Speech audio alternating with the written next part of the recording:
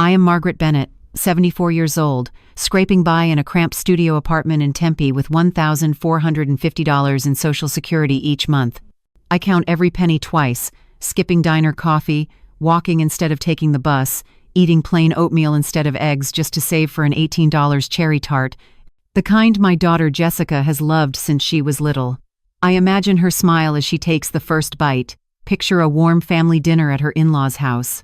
But at the Walmart checkout on Camelback Road, Carlos, the familiar Mexican cashier, always patient with elderly customers like me, suddenly grabs my wrist, his eyes anxious, whispering urgently, "Mrs. Bennett, you need to know the truth about Jessica and Marcus. The struggles you think they're facing, they're not.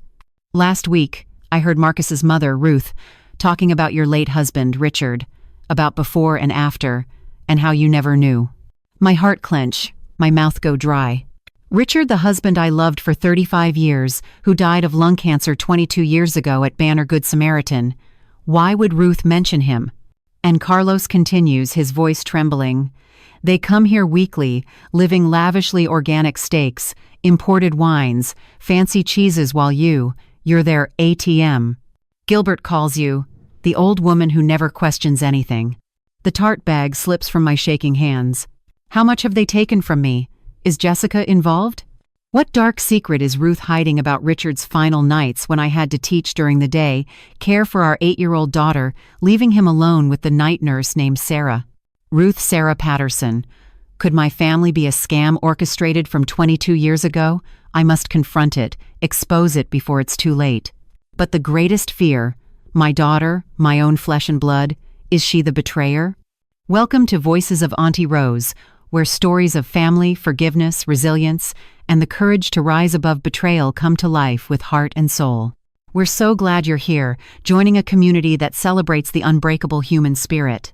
Don't forget to subscribe so you never miss an inspiring story. And it would be amazing if you could like this video, share it, or drop a comment letting us know what time it is and which city or country you're watching from.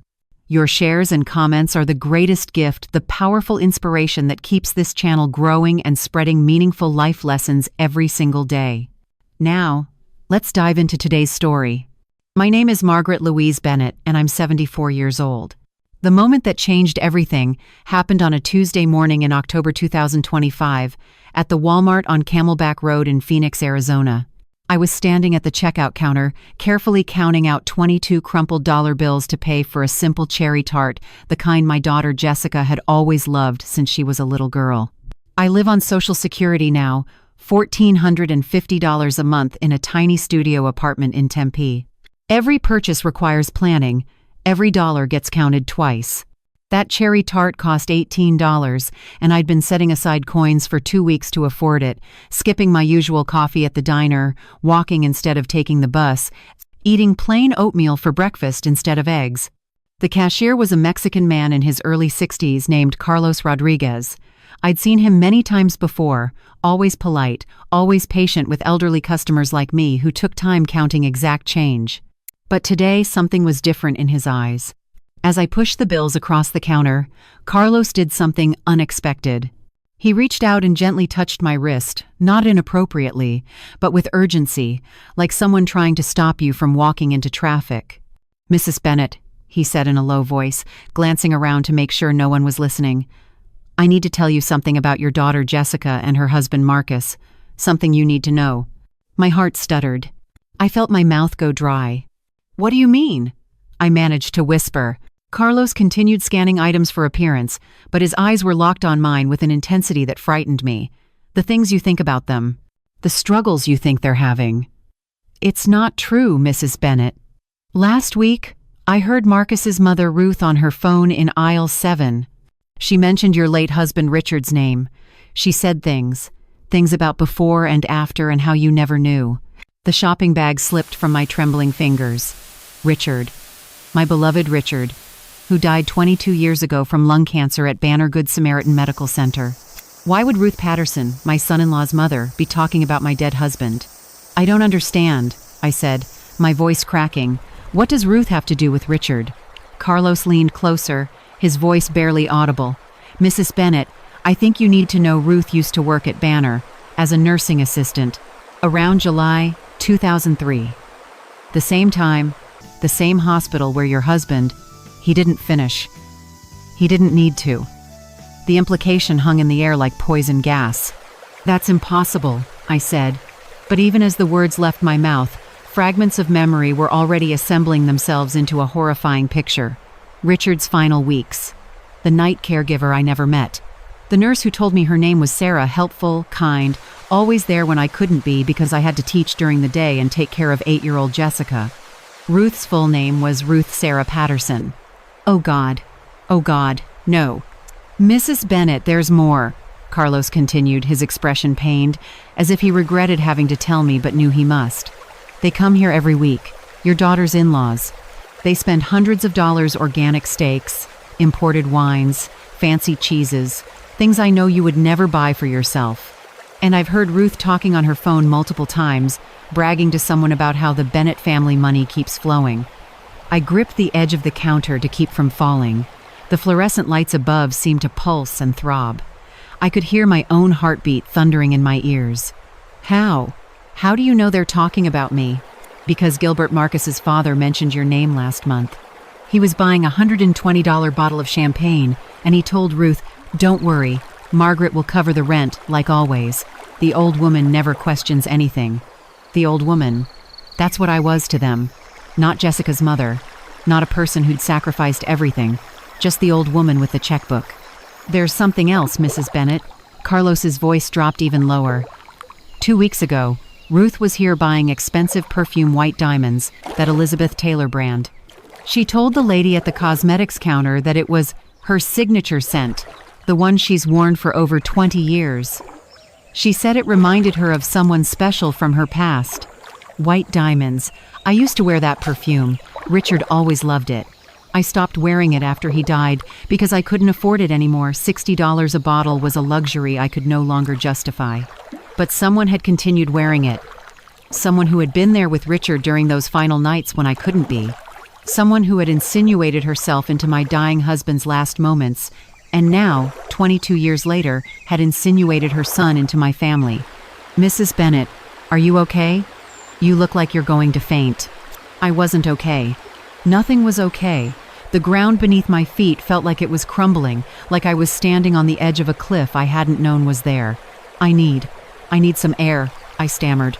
I grabbed the cherry tart, that stupid, innocent cherry tart I'd bought to celebrate what I thought was a happy family dinner, and stumbled toward the exit. But instead of going to the parking lot where Jessica was waiting in her old Toyota Camry, I turned toward the back of the store. I needed time. I needed to think. I needed to see for myself if Carlos was telling the truth, or if this was some terrible misunderstanding. Behind the Walmart, near the loading docks, there were large dumpsters where employees took their smoke breaks. The smell was unpleasant, rotting produce and cardboard, but I didn't care. I positioned myself behind one of the dumpsters where I had a clear view of the parking lot, but where I couldn't be seen. My hands were shaking so badly I could barely hold my phone. I looked at the screen, 3 missed calls from Jessica already. "Mom, where are you?" the text message said.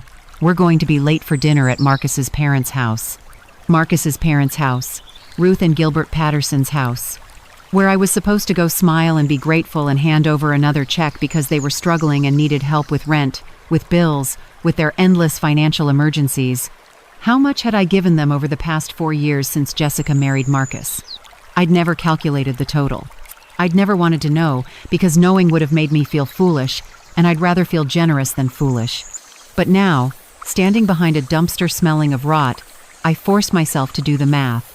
$500 a month for rent, times 48 months. That was $24,000 right there. Emergency car repairs, $3,500. Medical bills for Gilbert's supposed heart condition, $8,000. Ruth's emergency dental work, $4,200. Furniture for their living room because theirs was falling apart, $2,400. The wedding gift I'd given Jessica and Marcus, money I'd withdrawn from my retirement account, $5,000. Groceries, gifts for birthdays and Christmas, money for unexpected expenses that came up monthly, at least another $10,000. $67,100. $67,100 of my late husband's life insurance money, my teacher's pension, my Social Security, my savings gone. poured into a family that had been lying to me, maybe from the very beginning. And if Carlos was right, if Ruth had known Richard, if she'd been there during those final weeks when my husband was dying and I couldn't be there every night because I had to work and take care of our daughter, what had she done? What had she taken from him, from us beyond money? I felt bile rising in my throat. I bent over. Sure, I was going to vomit right there in the Walmart parking lot, but nothing came up except a sob that sounded like an animal in pain. That's when I saw it. A black Cadillac Escalade, brand new, gleaming in the October sun, with temporary dealer plates pulled into a parking spot near the Whole Foods market next door. The door opened, and Gilbert Patterson stepped out, wearing expensive-looking khaki pants and a Ralph Lauren polo shirt that still had the crisp look of a recent purchase. He opened the back of the Escalade, which had to cost at least $75,000, and began loading shopping bags from Whole Foods. Not just any bags, but bags heavy with purchases. I could see through the clear plastic, organic produce, premium cuts of meat, with Whole Foods' distinctive butcher paper, bottles of wine. This was the same man who'd called me crying 3 weeks ago, saying they couldn't afford their electricity bill, that the power company was threatening to shut them off, that they needed $350 immediately, or they'd be sitting in the dark. I'd sent $400, just to make sure they had a little extra. And here he was, loading organic groceries into a $75,000 vehicle. As I watched, frozen behind the dumpster, Gilbert took out his iPhone, one of the newest models, and made a call. He was smiling, laughing even, talking animatedly. There was no stress in his body language, no worry, no desperation. He looked like a man without a care in the world. Then he reached into the car and pulled out a bouquet of red roses, at least 2 dozen, the expensive kind from a florist, not the wilted ones from the grocery store, and carefully placed them on the passenger seat. Red roses. Richard always bought me red roses on our anniversary. Red roses for my red-haired beauty, he used to say, running his fingers through my auburn hair, which had long since faded to gray. Ruth had auburn hair. I'd noticed it at Jessica's wedding 4 years ago. Professionally colored, maintained at expensive salons. The same shade mine used to be naturally. My phone buzzed again. Jessica's name lit up the screen, but I couldn't answer. Not yet. Because if I answered now, I'd have to explain why my voice was shaking, why I was crying, why the entire foundation of my world had just shattered into pieces around my feet. Instead, I stayed hidden behind that dumpster, watching Gilbert Patterson load his expensive groceries into his expensive car, preparing to go home to his expensive house, all of it funded. I now realized with sick certainty, by the struggling story they'd fed me for years. And somewhere in that house, Ruth Patterson, the woman who may have been the last person to hear my husband's voice, who wore my perfume, who'd somehow inserted herself into my family like a parasite, was waiting. The cherry tart in my hand had grown warm in the Arizona heat, $18. I'd saved coins for 2 weeks to buy this cake for people who'd spent $67,100 of my money while treating me like a fool. No, not like a fool, like an ATM, like a resource to be exploited, used up, and eventually discarded. The old woman never questions anything.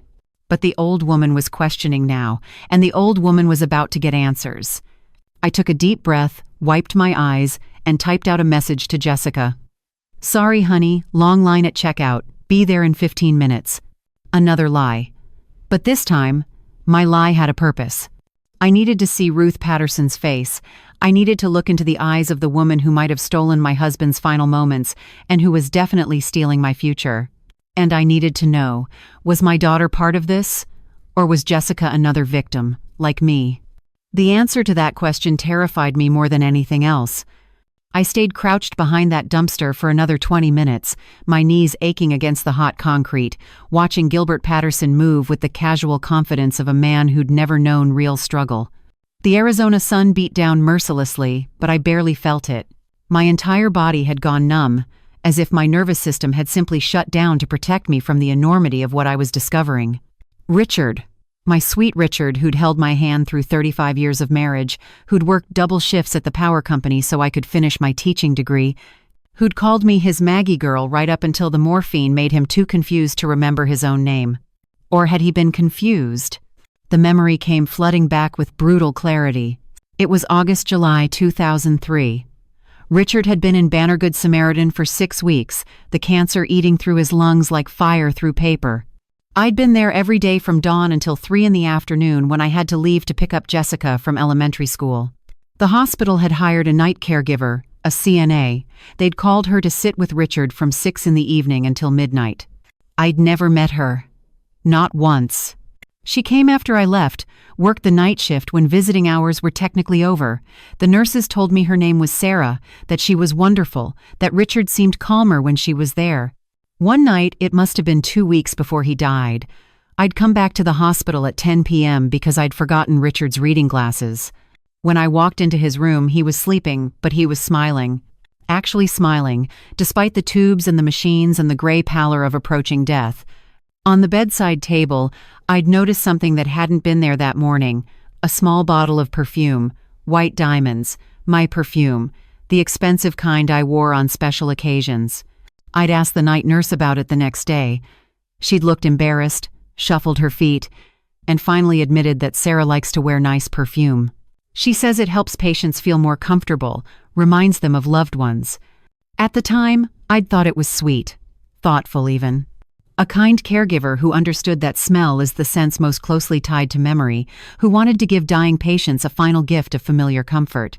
But now, standing in this Walmart parking lot 22 years later, I understood the truth with sickening clarity. Ruth Sarah Patterson hadn't been giving Richard comfort. She'd been replacing me. While I was home making dinner for our daughter, helping with homework, trying to maintain some sense of normalcy in Jessica's life as her father died, Ruth had been there, wearing my perfume. Probably with her auburn hair catching the light the way mine used to. Young, she would have been only 42 then, while I was 52 and exhausted and grieving.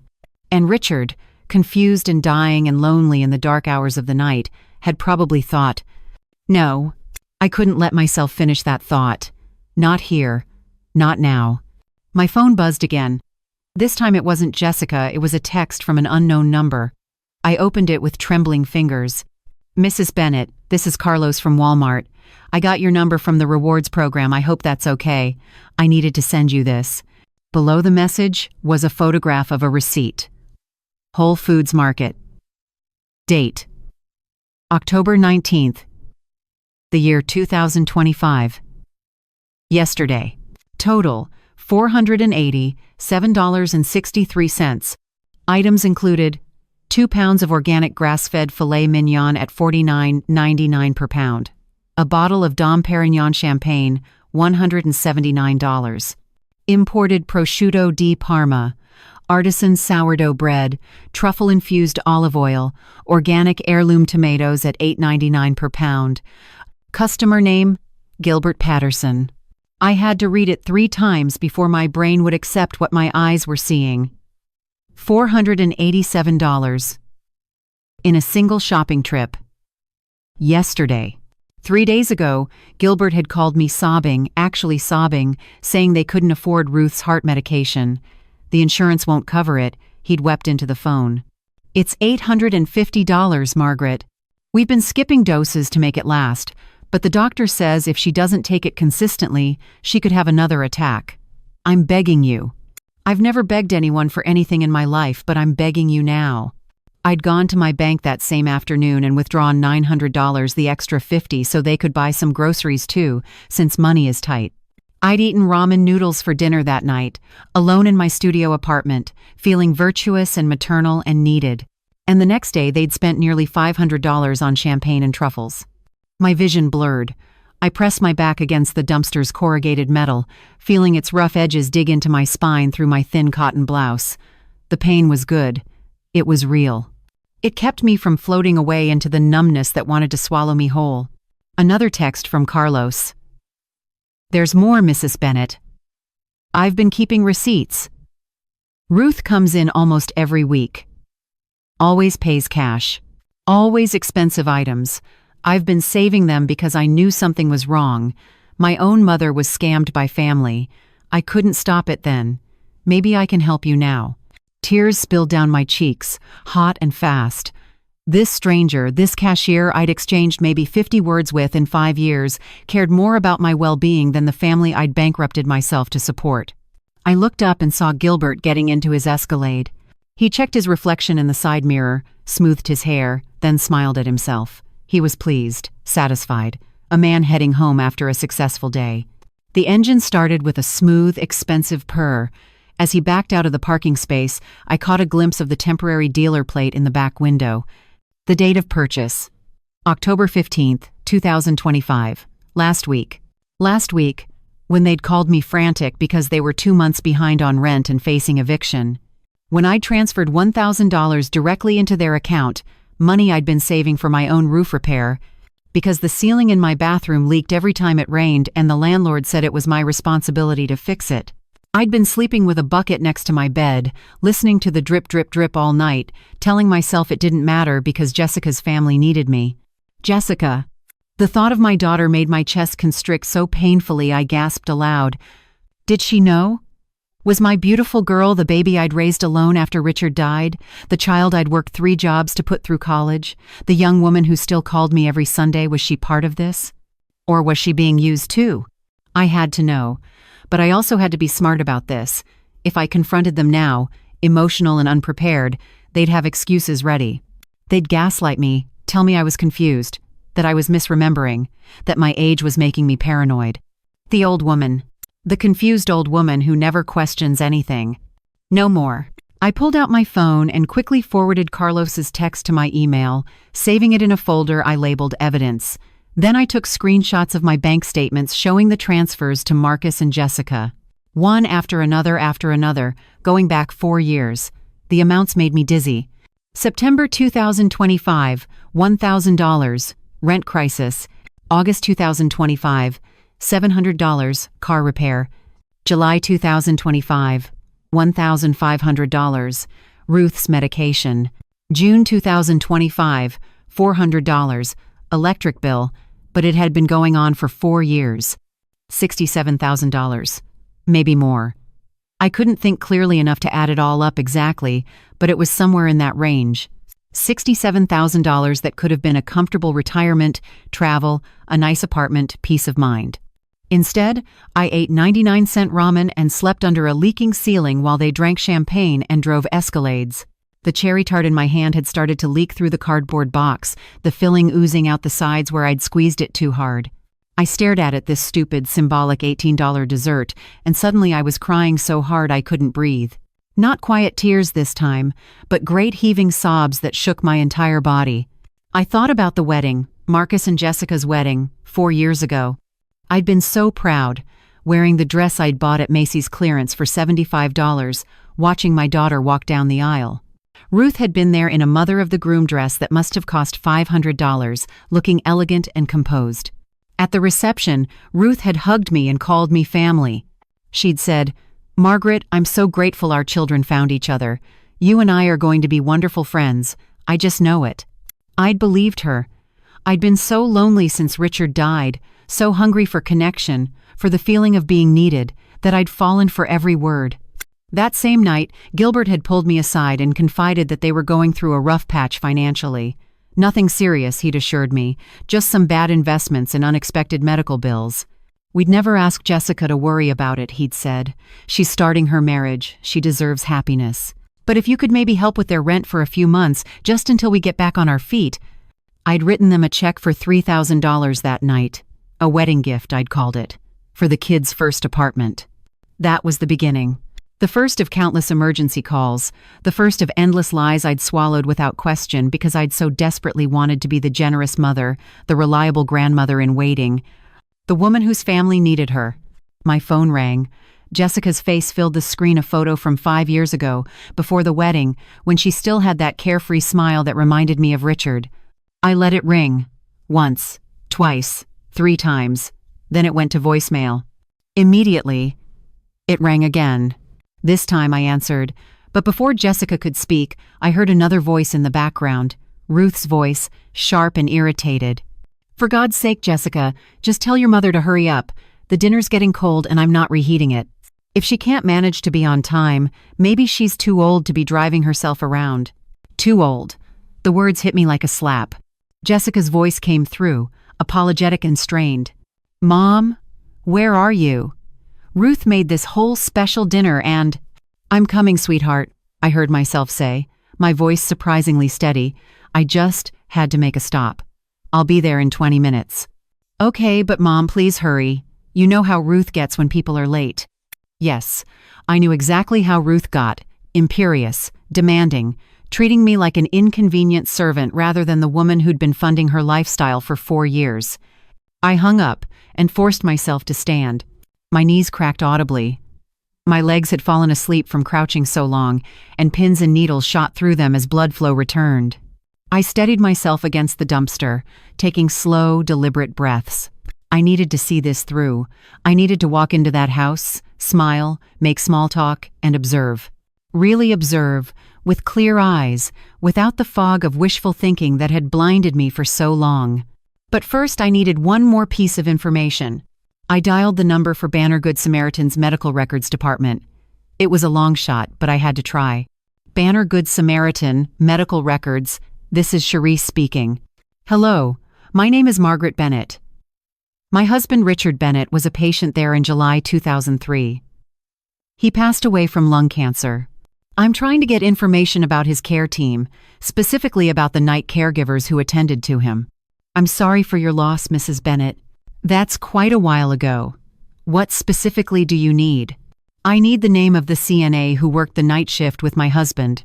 I was told her first name was Sarah, but I never got her full name, and I'd like to send her a thank you note. After all these years, I realize I never properly thanked her. There was typing on the other end. Let me see what I can find. Patient name Richard Bennett, correct spelling? Yes. More typing. Then a pause. Okay, I have the file. Night shift CNA during August-July 2003 was Sarah R. Patterson. But Mrs. Bennett, I should tell you, Miss Patterson is no longer employed with Banner Health. She left in 2004. Sarah R. Patterson. Ruth Sarah Patterson. The confirmation I dreaded and known was coming still hit me like a physical blow. I bent over. Sure, I was going to vomit right there on the pavement. My vision went spotty, black stars dancing at the edges. Mrs. Bennett, are you still there? Yes, I whispered. Thank you. That's all I needed. I ended the call and stood there, the phone hanging limply in my hand, staring at nothing. Ruth had been there. She'd been with my dying husband. She'd worn my perfume, sat by his bedside, held his hand perhaps, while I was home trying to keep our daughter's life from falling apart. And now, 22 years later, her son had married my daughter. They lived in my pocket. They controlled my finances through guilt and manufactured crisis. They'd worked their way into my family like a cancer, just like the cancer that had killed Richard. It couldn't be coincidence. It was too perfect, too planned. They'd targeted me. From the very beginning, they'd targeted me. The cherry tart slipped from my fingers and hit the ground, the box splitting open, the red filling spreading across the dirty concrete like blood. I left it there and walked toward my car. It was time to see the monster wearing my late husband's memory like a mask. It was time to meet Ruth Patterson face to face, knowing exactly what she'd done. And God help me, I didn't know if I could keep from screaming the truth right there at her dinner table. The drive to the Patterson house took 17 minutes, but it felt like 17 hours. Every red light was a small mercy, giving me more time to compose myself, to arrange my face into something that wouldn't immediately reveal the storm raging inside me.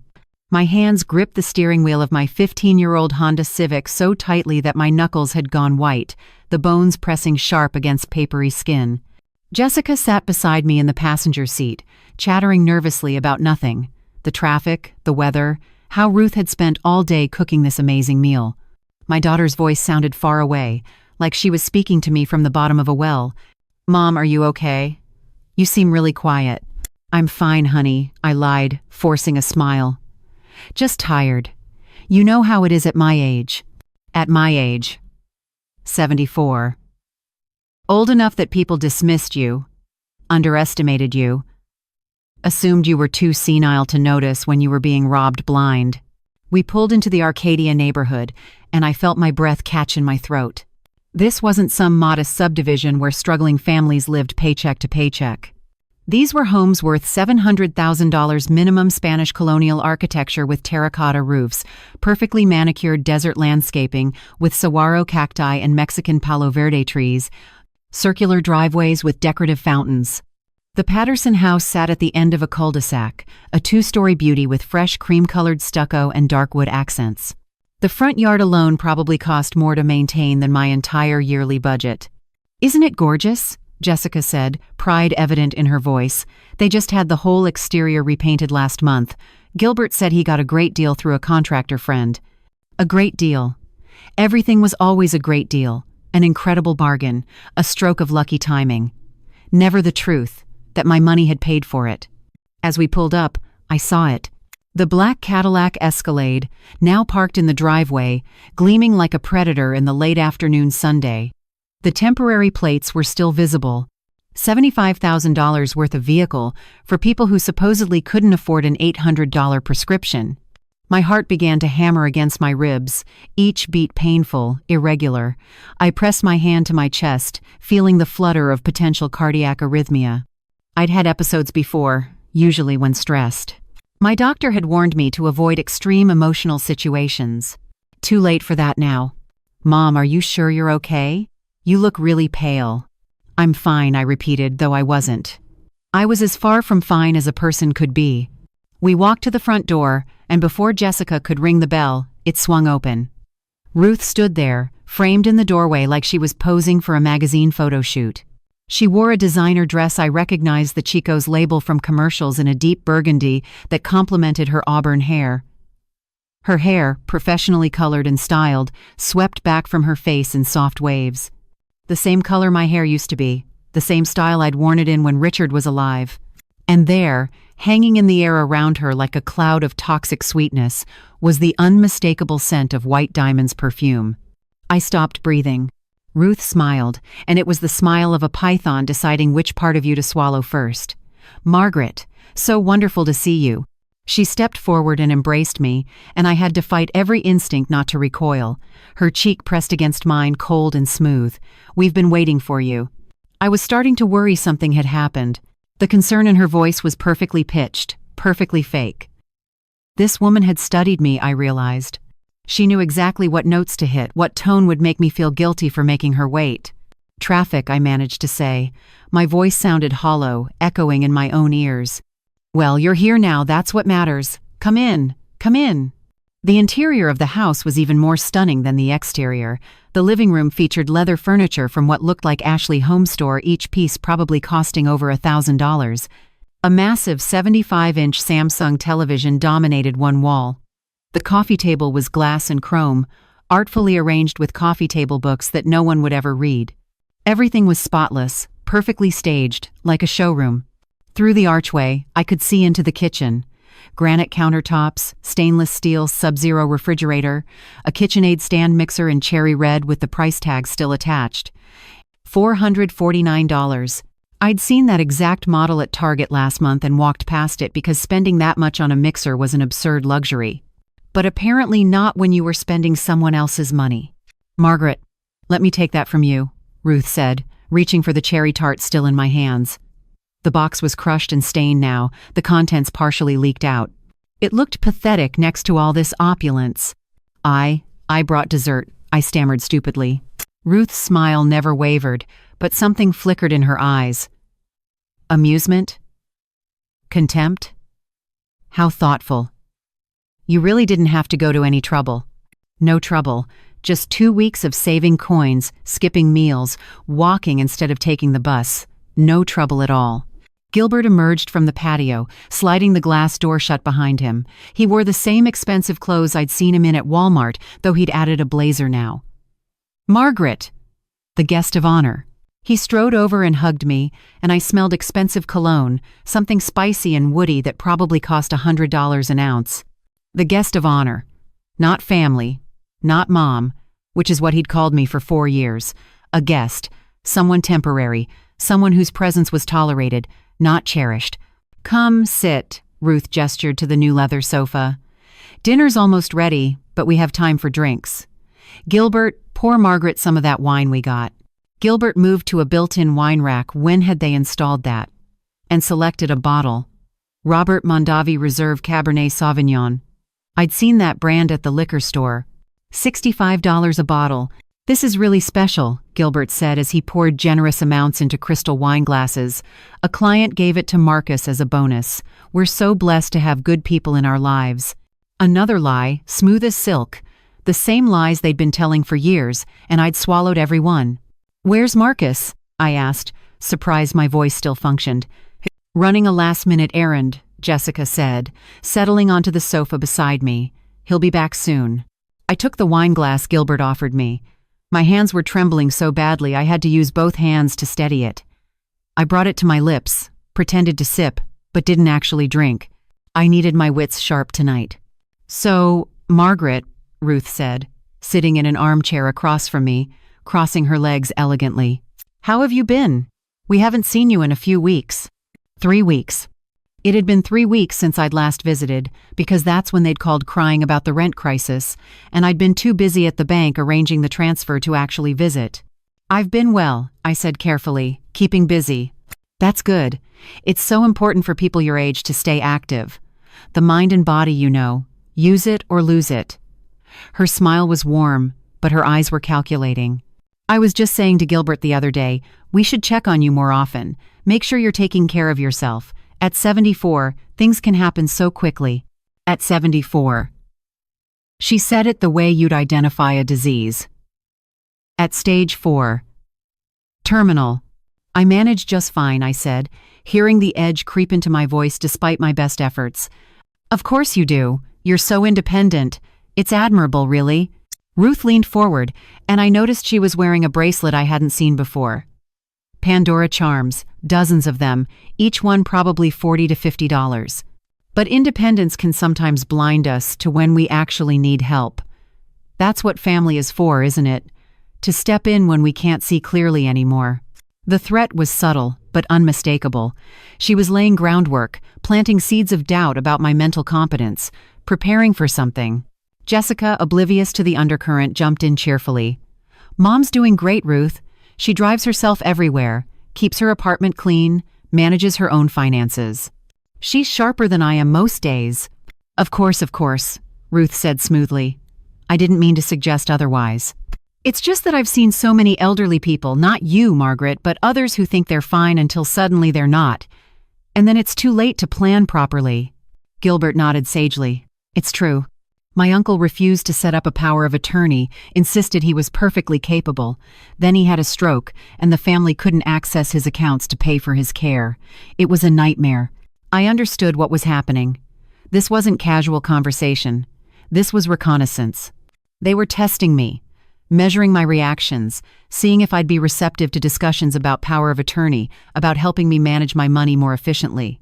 Over my dead body. I appreciate your concern, I said, my voice like ice chips. But I've already made all necessary arrangements. My lawyer has everything in order. A tiny muscle twitched in Ruth's jaw. You have a lawyer? Of course. Doesn't everyone? I had my will updated just last month, actually, and established some trusts, to protect my assets. I watched her face carefully as I delivered this fabrication. The color drained from Ruth's cheeks, just slightly, just enough for me to notice. Gilbert's hand tightened around his wine glass. That's very prudent, Ruth said, her voice tight. Yes, well, I may be old, but I'm not stupid. The words came out sharper than I'd intended. An awkward silence fell over the room. Jessica looked confused, sensing the tension but not understanding its source. Ruth recovered quickly, plastering on another smile. Of course not, Margaret. No one thinks you're stupid. We just care about you. Care about me? Care about my money, she meant. The front door opened, and Marcus walked in carrying shopping bags from Williams-Sonoma. More expensive kitchen items they didn't need, purchased with money they didn't have. Or rather, money they did have. My money. Grandma Margaret, Marcus called out, using the name that had always made me glow with anticipated joy of future grandchildren, but now sounded mocking. He set down the bags and came over to hug me. I let him, but I didn't hug back. I couldn't. My arms felt like lead weights. How's my favorite mother-in-law, he said with practiced charm. I'm your only mother-in-law. I said flatly. He laughed as if I'd made a joke. True, but you'd still be my favorite even if I had a dozen. The easy lies rolled off his tongue like honey.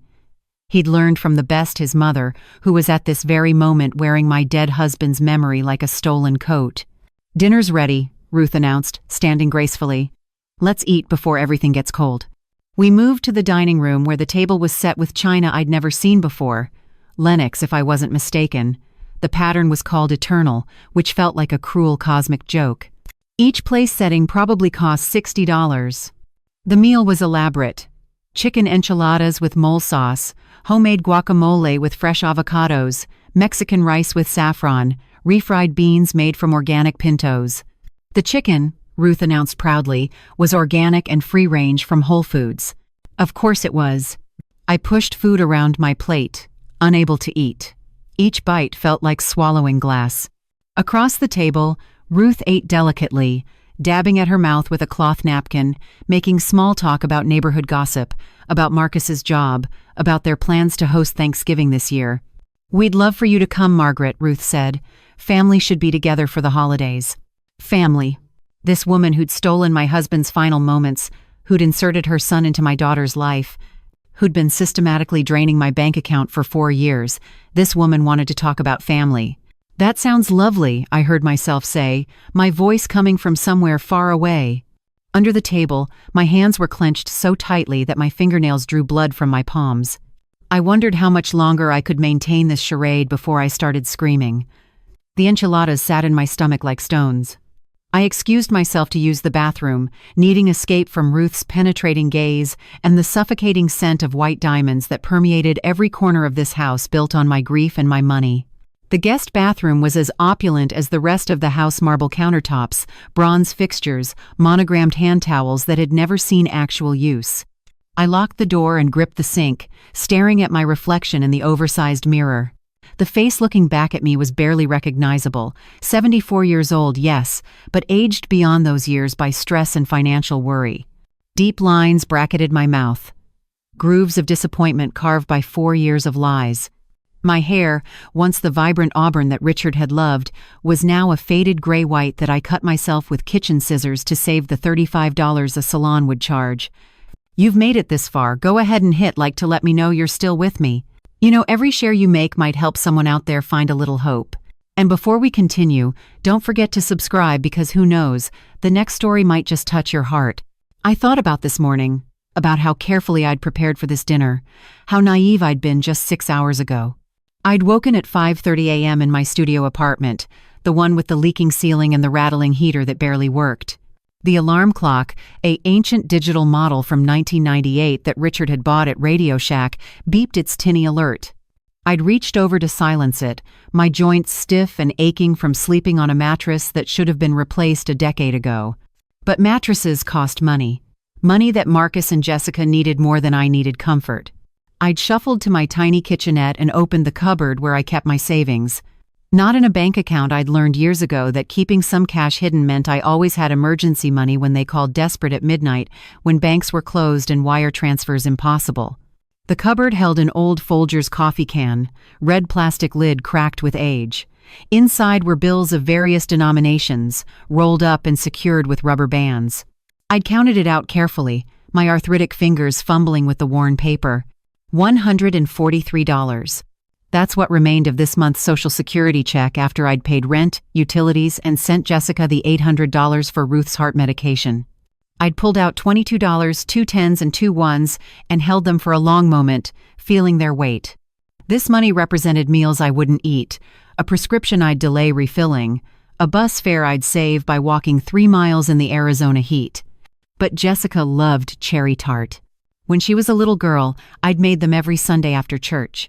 She'd sit at the kitchen counter in our old house, the one Richard and I had bought together, swinging her legs and licking the cherry filling off her fingers. Best mommy in the whole world, she'd say, and I'd believed her. That house was gone now, sold to pay for Jessica's college when the financial aid hadn't covered enough. But the memory remained, sweet and painful. So I'd taken those $22 to Walmart to buy an $18 cherry tart because I'd needed to feel like that best mommy again, even if just for one evening. I'd showered in lukewarm water because the hot water heater was failing and I couldn't afford the $300 replacement. I dressed in my nicest outfit, a cardigan Jessica had given me 3 Christmases ago, navy blue with small pearl buttons. One of the buttons was missing now, replaced with a mismatched one I'd found in my sewing kit, but I told myself no one would notice. I'd stood before my bathroom mirror, so different from this marble palace, and tried to make myself presentable. Foundation from the drugstore, $4.99, to cover the age spots. A touch of blush, $2.49, to give my pale cheeks some color. Lipstick in a shade called Rosy Hope, $3.99, barely used because I so rarely went anywhere worth wearing lipstick. And then I'd fastened the only piece of jewelry I still owned, the silver necklace with the heart pendant that Richard had given me on our 10th anniversary. Inside the heart was a tiny photograph of us, faded now, barely visible, but I knew it was there. "Still beautiful, Maggie girl," I'd whispered to my reflection, using Richard's pet name for me, pretending he was still there to say it. Now, standing in this bathroom that probably cost more than my entire year's rent, I touched that necklace again. The silver was tarnished, the chain wearing thin, but it was mine, truly mine. Not bought with lies, not stolen from someone else's dying moments. A knock on the door jolted me from my reverie. "Margaret, are you all right in there?" Ruth's voice syrupy with false concern. "Yes, fine. Just a moment." I splashed cold water on my face, careful not to smudge what little makeup I wore. I dried my hands on those pristine monogrammed towels, RP for Ruth Patterson, leaving wet imprints like accusatory fingerprints. When I emerged, Ruth was waiting in the hallway, her expression unreadable.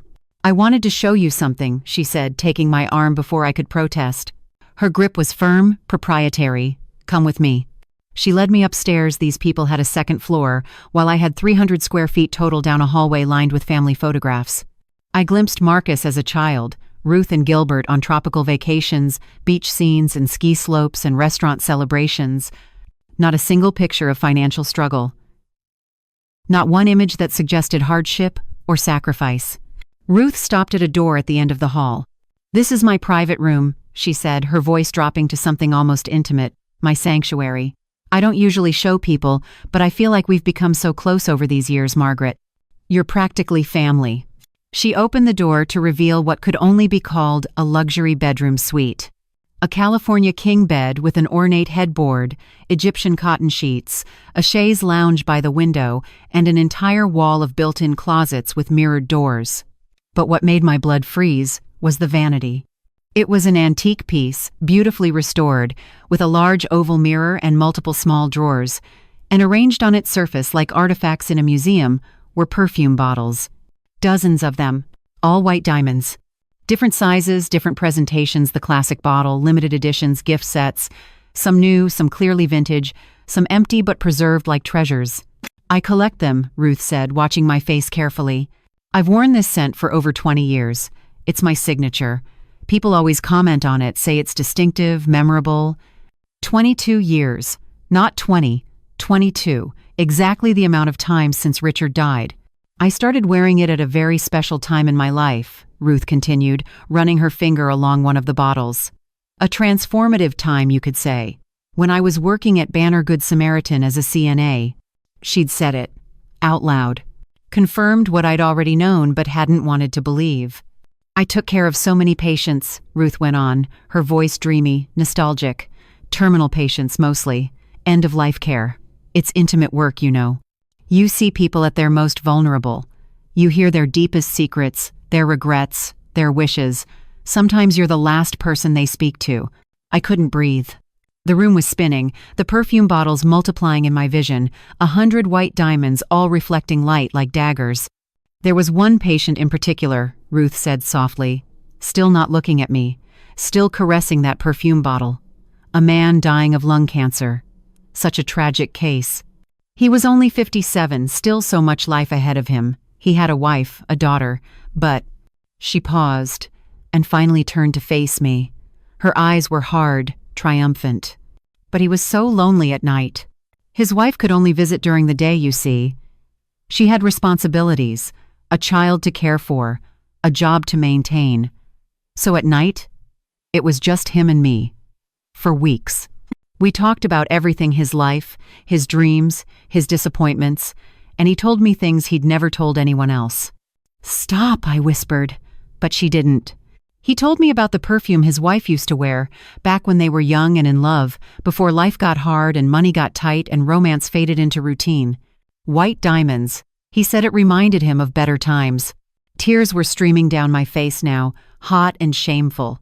"So I started wearing it," Ruth said, her smile widening. "Just to give him comfort, you understand.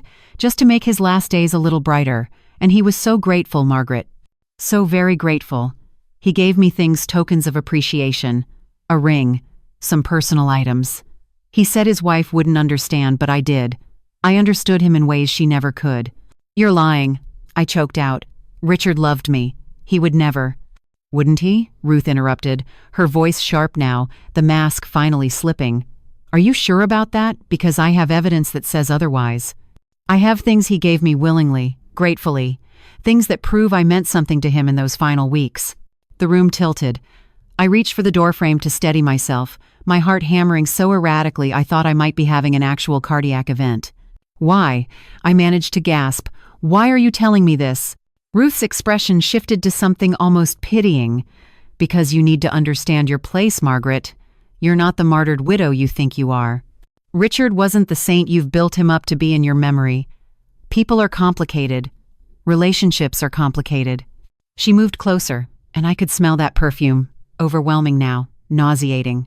"And because," Ruth continued, "I want you to know that your connection to my family goes deeper than you realized.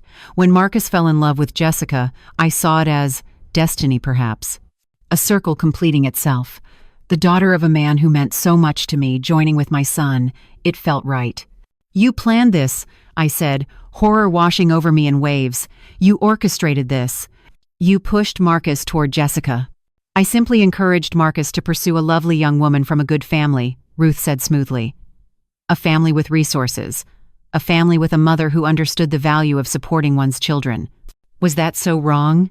I understood then with awful clarity. This had never been about love or family or connection. This had been a con from the very beginning. Ruth had targeted my daughter, knowing exactly who Jessica was, knowing about Richard, knowing about the life insurance money and the pension and the house I'd sold. She'd been planning this for years. Possibly since Richard died. Possibly since before. "You're a monster," I breathed. Ruth laughed, a sound like breaking glass. "No, Margaret, I'm a survivor. I'm someone who recognized an opportunity and took it. Unlike you, I don't apologize for wanting comfort and security. Unlike you, I don't martyr myself for people who'll forget me the moment I'm no longer useful. Get away from me." My voice was steady now, cold with fury. "Gladly. But first, let me give you some advice. Grandmother to grandmother." Ruth's smile was venomous. "Jessica and Marcus are planning to ask you for money again next week. $50,000 this time. They want to buy a house, you see. Start a real life together. And you're going to give it to them, because you always do. Because you're desperate to be needed, to be loved, to believe that your daughter values you for something other than your checkbook. $50,000. I didn't have $50,000. I'd have to liquidate my entire retirement account, pay early withdrawal penalties, leave myself with nothing. And if you refuse," Ruth continued, "well, Jessica might start hearing some interesting stories about her father's final days, about how he sought comfort elsewhere, about how his faithful wife wasn't quite as faithful to his memory as everyone believes. Grief makes people do strange things, doesn't it, Margaret? Makes them confused, paranoid, maybe even mentally unstable." The threat was crystal clear: pay up or be destroyed. I looked at this woman, this creature who'd infiltrated my family, who'd stolen my husband's dying moments and now wanted to steal my future, and something inside me finally, irrevocably broke. But it wasn't my spirit that broke. It was my fear. "No," I said simply. Ruth blinked, clearly not expecting that response. "Excuse me?" I said no. "I won't give you another cent. Not $50,000. Not $50. Not 50 cents. You and your family have taken enough." Ruth's face darkened. "Margaret, I don't think you understand." "I understand perfectly. You're a thief and a manipulator, and this ends now." I turned and walked out of that room, down the stairs, my legs surprisingly steady now that I'd finally found my backbone. Behind me, I heard Ruth calling out, her voice losing its honeyed tone, becoming shrill. "You'll regret this. You'll lose everything." But I'd already lost everything that mattered 22 years ago when Richard died. Everything else was just money. And money, I was finally learning, was the least important thing I had. I made it halfway down the staircase before my legs finally gave out. I sank onto the carpeted steps, gripping the banister with both hands, trying to force oxygen into lungs that seemed to have forgotten how to function. The chandelier above the foyer blurred and doubled in my vision, crystal teardrops multiplying into a kaleidoscope of fractured light. "Margaret?" Jessica's voice floated up from below, concerned but distant. "Mom, are you coming? We're about to serve dessert." Dessert. The ruined cherry tart I'd brought, crushed and leaking, a perfect metaphor for everything in my life right now. "I need a moment, sweetheart," I called down, surprised my voice still worked. Just catching my breath. From upstairs, I could hear Ruth's footsteps, slow and deliberate, moving back toward the main hallway. She wasn't done with me. This confrontation was far from over. But I couldn't face her again. Not yet. Not until I had time to process the enormity of what she'd just revealed, what she'd threatened, what she clearly intended to continue doing. I pulled my phone from my cardigan pocket with trembling fingers and scrolled to Carlos's number. He'd given it to me in that text message with the receipt. My thumb hovered over the call button for 3 long seconds before I pressed it. He answered on the second ring. "Mrs. Bennett, are you safe?" The question surprised me, as if he'd known, somehow, that I was walking into danger. "Carlos, My voice broke. I pressed my hand over my mouth to stifle a sob. "Where are you right now?" His voice was urgent but calm, the tone of someone used to handling crisis. "At their house. The Patterson house. In Arcadia." "Can you leave? Right now? Can you walk out?" "Could I?" Jessica was here. My daughter, who I still didn't know was victim or accomplice. How could I abandon her in this house of lies? But then I remembered Ruth's words. "Jessica and Marcus are planning to ask you for $50,000 next week." Planning. Together. Jessica knew. My daughter knew, and she was part of it. The realization hit me like a physical blow. I doubled over on the stairs, a keening sound escaping my throat before I could stop it. "Mrs. Bennett, talk to me." "What happened?" I told him everything in a rushed whisper: the perfume collection, Ruth's confession about Richard, the threat, the demand for $50,000. The words tumbled out in a chaotic stream, barely coherent. When I finished, Carlos was silent for a long moment. "Mrs. Bennett, I'm going to tell you something I should have told you this morning. Something I've been holding on to because I wasn't sure if I should get involved. But after what you just told me, you need to know." "What is it?" 2 months ago, I was closing the store at night. It was late, maybe 10:30. I was taking trash out to the dumpster when I heard voices. 3 people, sitting in a car in the parking lot with the windows down. They didn't see me in the dark. My heart began to pound harder. It was Gilbert, Ruth, and a young woman. I recognized the young woman from the time she's come shopping with you. Your daughter, Jessica. No, please no. They were counting money, Mrs. Bennett. Stacks of cash, spread out on the dashboard in the center console, and they were laughing. I heard Ruth say, 800 this time, and she didn't even question it. I told you the heart medication story would work. Sick parents always work. I thought I might vomit right there on Ruth's expensive carpeted stairs. Then your daughter, "I'm sorry, Mrs. Bennett, but you need to hear this," your daughter said. "I feel bad sometimes, lying to her like this." And Ruth said, "Don't feel bad. She has more than she needs. We're just evening things out. Besides, after everything her husband took from me, she owes us." "What did Richard take from her?" I whispered. "He barely knew her.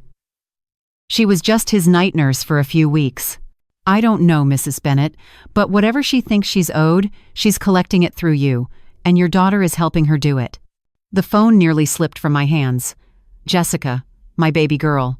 The child I'd raised alone after Richard died, working 3 jobs, sacrificing everything so she could have a good life, a college education, opportunities I never had. She was part of it. She'd been lying to my face for 4 years. "There's more," Carlos continued, his voice heavy. "I've been keeping records, not just receipts. I've been documenting everything I've witnessed. Conversations I've overheard, purchases they've made, times they've come in bragging about their latest emergency that you fell for. I've got dates, amounts, everything. I wasn't sure what to do with it, but after my mother got scammed by my brother, I promised myself I'd never stand by and watch it happen again. Why? I choked out. Why would you do this for me? You barely know me. Because I see you, Mrs. Bennett.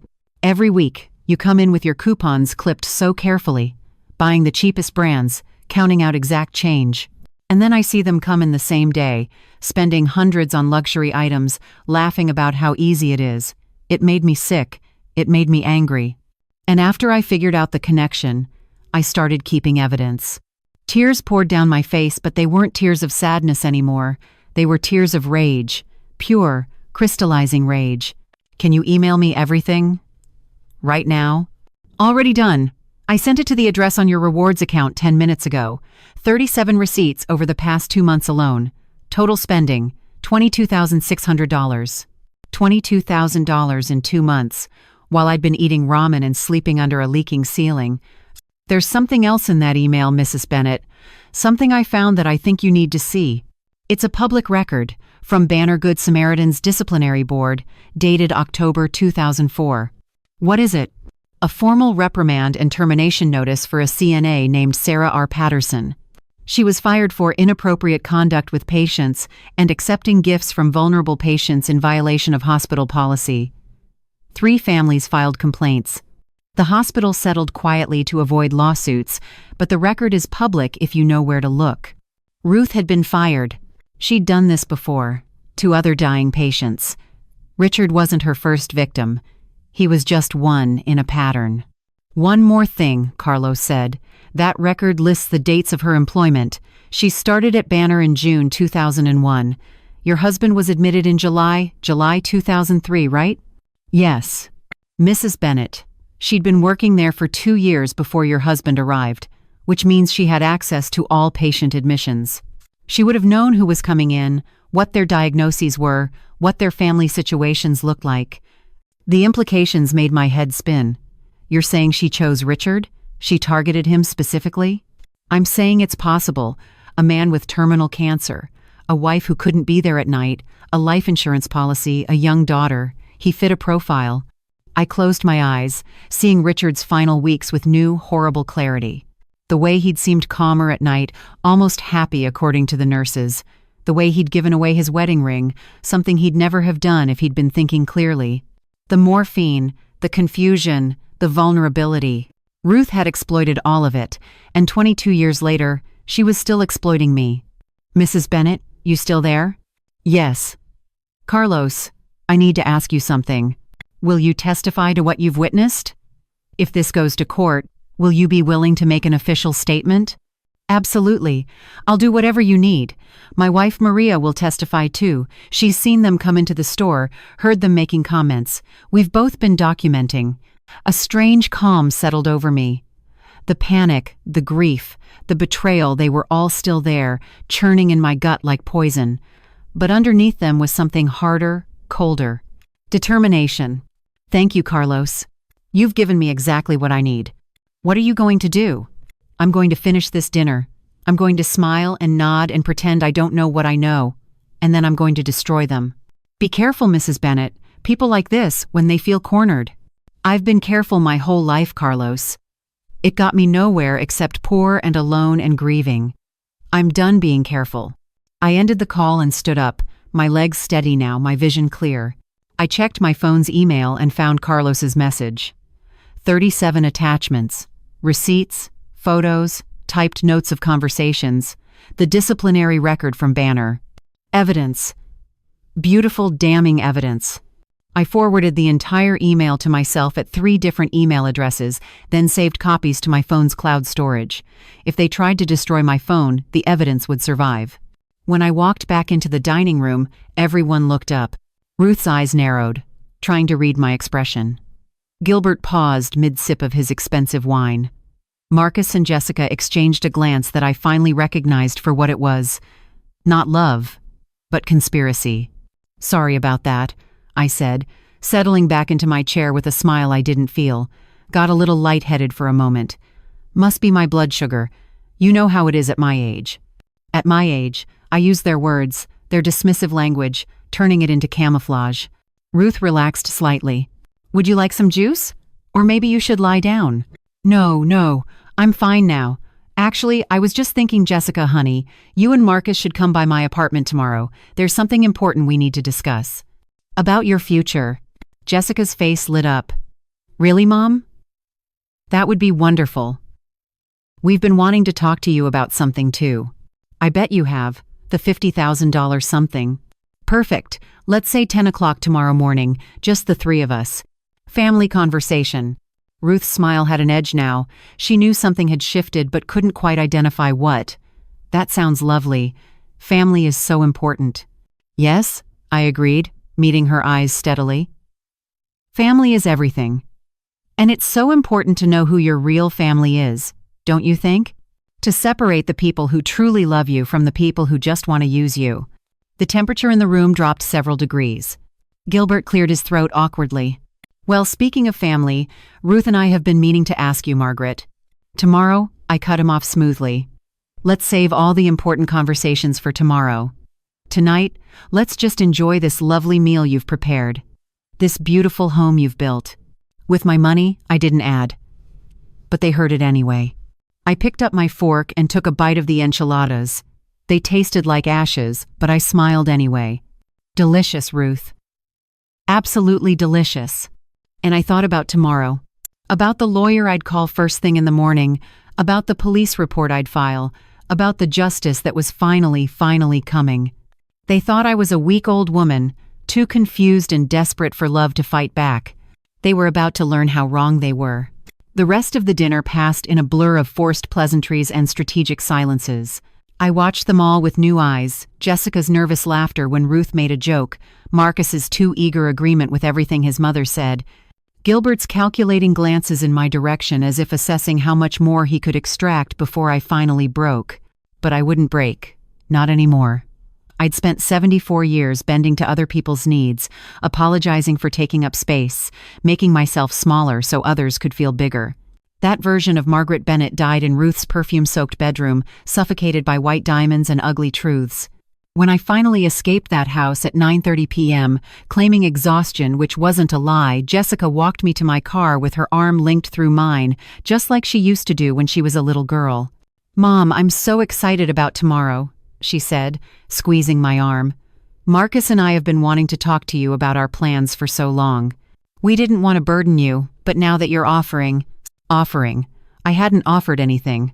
I'd simply set a trap, and she was walking into it blind, confident, entitled.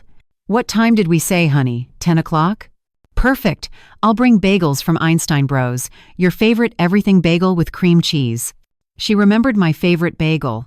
That small detail pierced through my anger like a needle, drawing blood. She remembered, which meant some part of her still knew me as her mother, not just as a source of funds, didn't it? Or had she simply memorized my preferences the way a con artist memorizes a mark's habits? That sounds lovely, sweetheart, I managed, my voice thick. Jessica kissed my cheek. She smelled like Ruth's perfume now, I realized with a start. When had that happened? When had my daughter started wearing the scent of the woman who'd stolen her father's dying moments? Drive safe, Mom. Text me when you get home so I know you made it okay. I promised I would, then sat in my Honda Civic watching her walk back to that house, her figure silhouetted in the warm glow of the porch light. She waved from the doorway, smiling, beautiful, treacherous. My daughter, my betrayer. The drive back to my studio apartment in Tempe took 23 minutes, but I don't remember any of it. Muscle memory guided my hands on the wheel while my mind spun in frantic circles, replaying every interaction with Jessica over the past 4 years, searching for the moment when love had curdled into exploitation.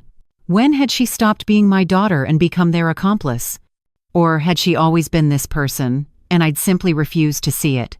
By the time I pulled into my apartment complex, a sagging 2-story building with peeling paint and a parking lot full of potholes, it was past 10 p.m.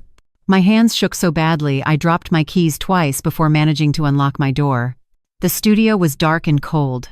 I'd turned off the heat before leaving to save on the electric bill, planning to warm up the space when I returned home full and happy from a lovely family dinner. Instead, I stood in the doorway of my own apartment feeling like a stranger, looking at the evidence of my own poverty with fresh, humiliated eyes.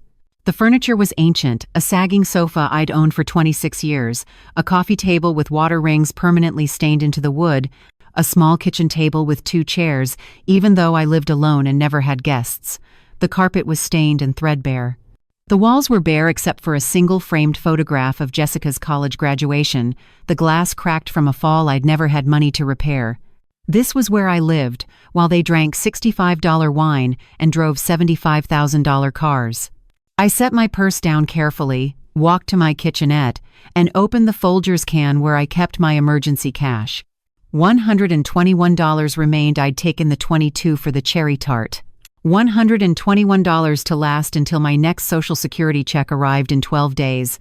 12 days of careful rationing, of skipped meals, of walking instead of taking the bus, of watering down the cheap shampoo to make it last longer. While Ruth collected White Diamond's perfume like trophies, I sat down at my kitchen table and opened my laptop, a 7-year-old Dell that took 5 minutes to boot up, whirring and grinding like it might give up any second. While I waited, I made myself a cup of tea using a bag I'd already used twice, the flavor so weak it was barely distinguishable from hot water. Finally, the screen flickered to life. I opened my email and found Carlos's message, the one with 37 attachments.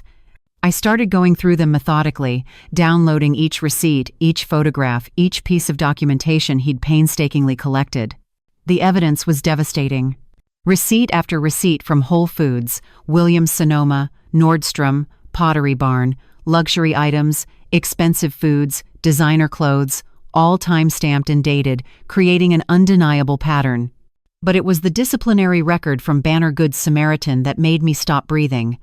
Confidential Personal Action Employee, Sarah Ruth Patterson, CNA Employee ID, 847,392 Date of Action. October 15, 2004 Action taken. Termination for cause. Summary of violations. Accepting gifts of significant monetary value from terminal patients, Policy 4.7.2. Inappropriate emotional relationships with patients, Policy 4.7.8. Encouraging patients to alter estate documents in her favor, Policy 4.7.9. Multiple complaints from patients' family members regarding manipulation. Complaint details. 3 separate families filed. Formal complaints between June 2003 and September 2004.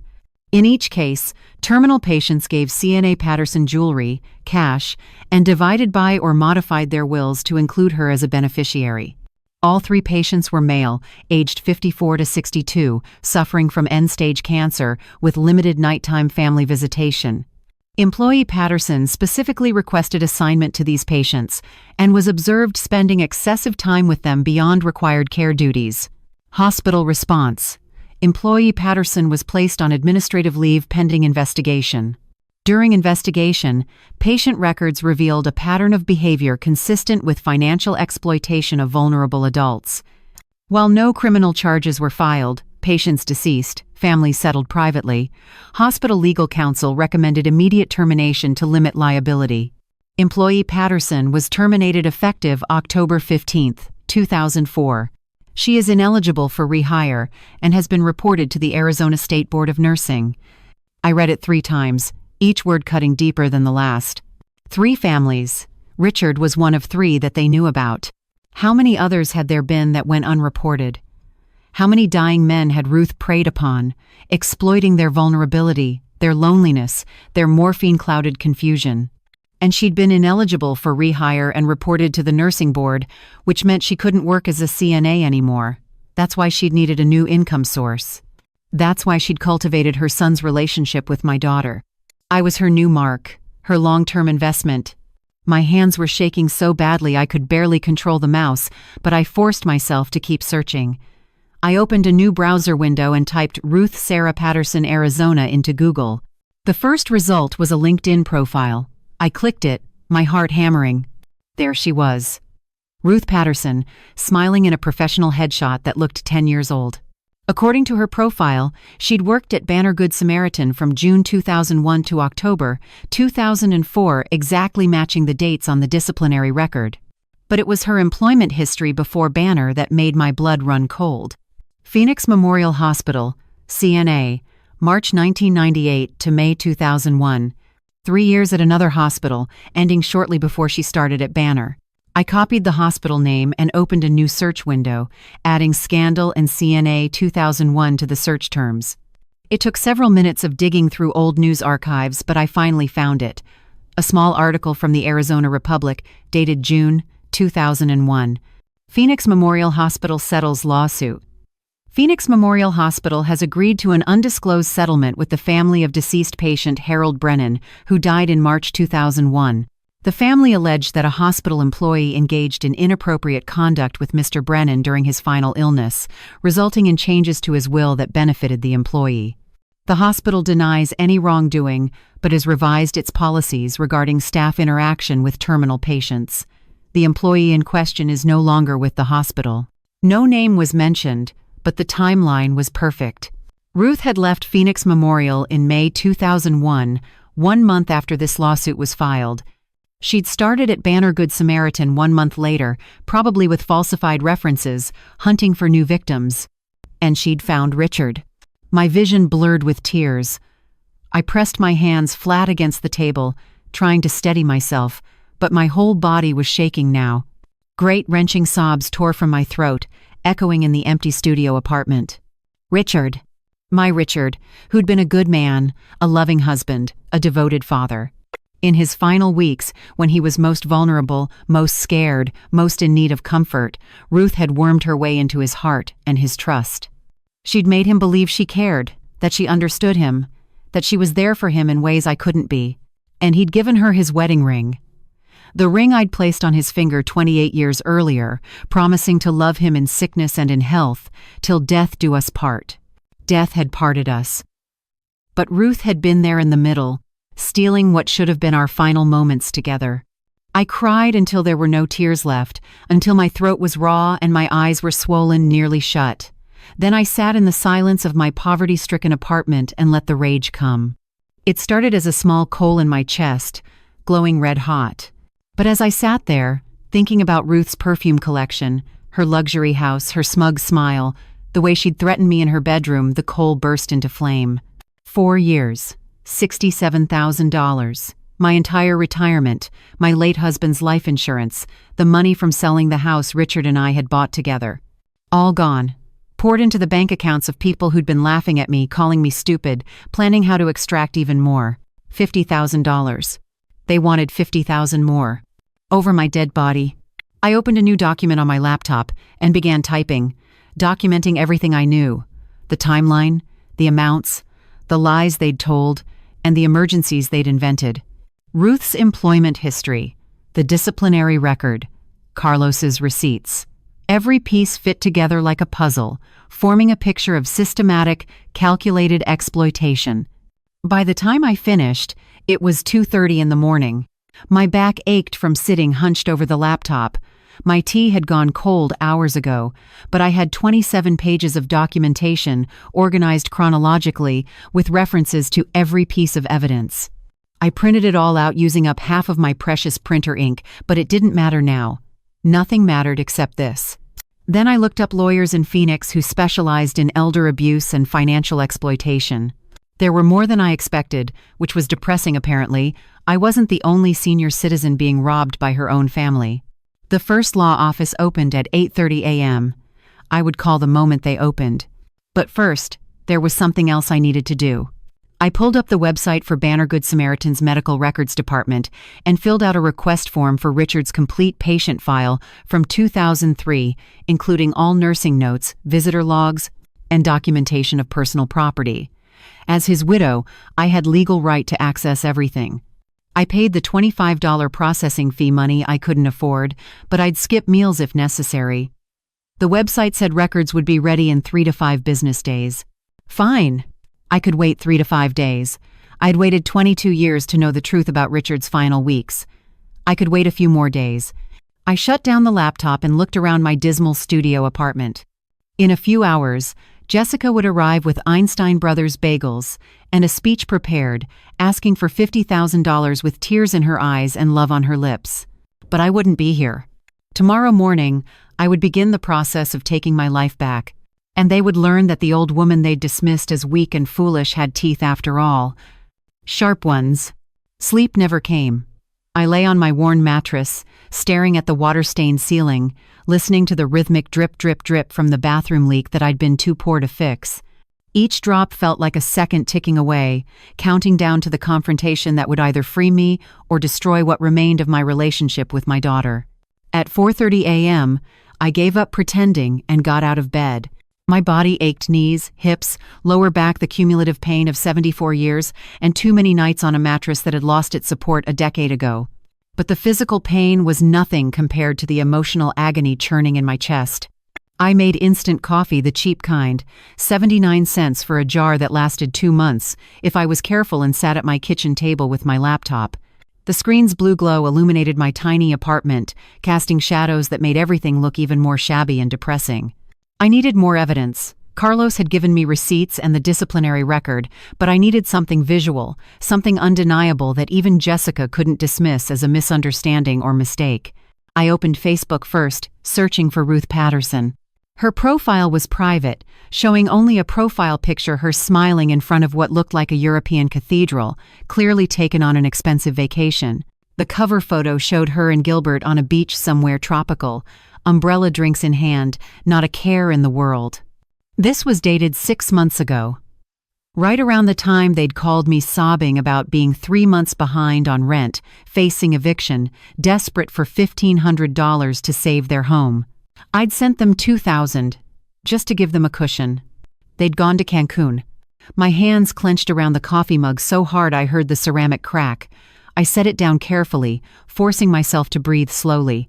Rage wouldn't help me now. I needed to be cold, calculated, strategic. Facebook wasn't giving me what I needed. Ruth's privacy settings were too tight, but then I remembered younger people used Instagram more than Facebook now. Jessica was always on Instagram, constantly taking photos of her food, her outfits, her life. I'd never created an Instagram account. Social media felt foreign and unnecessary when you had no life worth documenting, no friends to share with, no experiences beyond counting pennies and eating ramen alone. But I needed one now. It took me 20 minutes to figure out how to create an account. I used a fake name, Sarah Richards, combining Richard's name with a generic surname, and used a stock photo of a flower as my profile picture. I left everything else blank. Just another anonymous account in a sea of millions. Then I searched for Ruth Patterson. Her account wasn't private. Of course it wasn't. She was too proud of her stolen lifestyle to hide it. She wanted the world to see her success, her beautiful home, her luxury purchases. She wanted to brag. And brag she did. Her Instagram feed was a masterclass in wealth display. Photo after photo of expensive meals, designer purchases, vacation destinations. Each image was carefully curated, perfectly filtered, captioned with inspirational quotes about living your best life and blessing and gratitude. I scrolled down, my stomach churning with each new image. 3 weeks ago, Ruth at the Scottsdale Fashion Square, holding up a Louis Vuitton handbag. Caption: treating myself. Life is too short not to enjoy beautiful things. Number self-care. Number Louis Vuitton. Number blessed. That bag cost at least $2,500. I knew because I'd seen them in store windows, priced like small cars. 2 weeks ago, a photo of their backyard, showing a brand new outdoor kitchen setup with a built-in grill, refrigerator, and bar area. Caption: finally finished our outdoor oasis. Can't wait to host family gatherings here. Home improvement, outdoor living, family first. That setup cost at least $15,000, maybe more. 10 days ago, Ruth at a spa, cucumber slices on her eyes, face mask applied. Caption: monthly self-care day at Sanctuary Camelback Mountain Resort. Every woman deserves to feel pampered. Spa day, self-love, wellness. Sanctuary Camelback Mountain Resort. I'd heard of it, one of the most expensive spas in Arizona. Their basic facial started at $300. I kept scrolling, going back further, my horror mounting with each image. 2 months ago, the Cadillac Escalade, black and gleaming, parked in their driveway. Caption: new ride. Dreams really do come true when you work hard and stay positive. Number new car, number blessed, number Cadillac life. Work hard. They'd worked hard, all right. Worked hard at lying to me, manipulating me, extracting every dollar I had. 3 months ago, a family photo: Ruth, Gilbert, Marcus, and Jessica at what looked like an expensive steakhouse. Wine glasses, lobster tails, perfectly plated filet mignon visible on the table. Caption: family dinner at Mastro's Ocean Club. So grateful for these amazing people in my life. Number family time, number grateful, number blessed. Mastro's Ocean Club, where dinner for 4 could easily cost $600 or more. This was from the same week Gilbert had called me crying, saying they couldn't afford groceries, that they were eating rice and beans every night, that Jessica and Marcus were going hungry. I'd sent $400 for groceries. They'd gone to Mastro's. My vision blurred with tears, but I forced myself to keep scrolling. I needed to see it all. I needed to document every lie, every betrayal, every dollar stolen. 6 months ago, Ruth holding up a bottle of champagne Dom Perignon, the same brand I'd seen on Carlos's receipt. Caption: celebrating life's little victories. You only live once. Number champagne, number celebration, number living my best life. 8 months ago, a photo of their living room, showing the new leather furniture, the massive television, the expensive decor. Caption: home renovations complete. Turned our house into a home.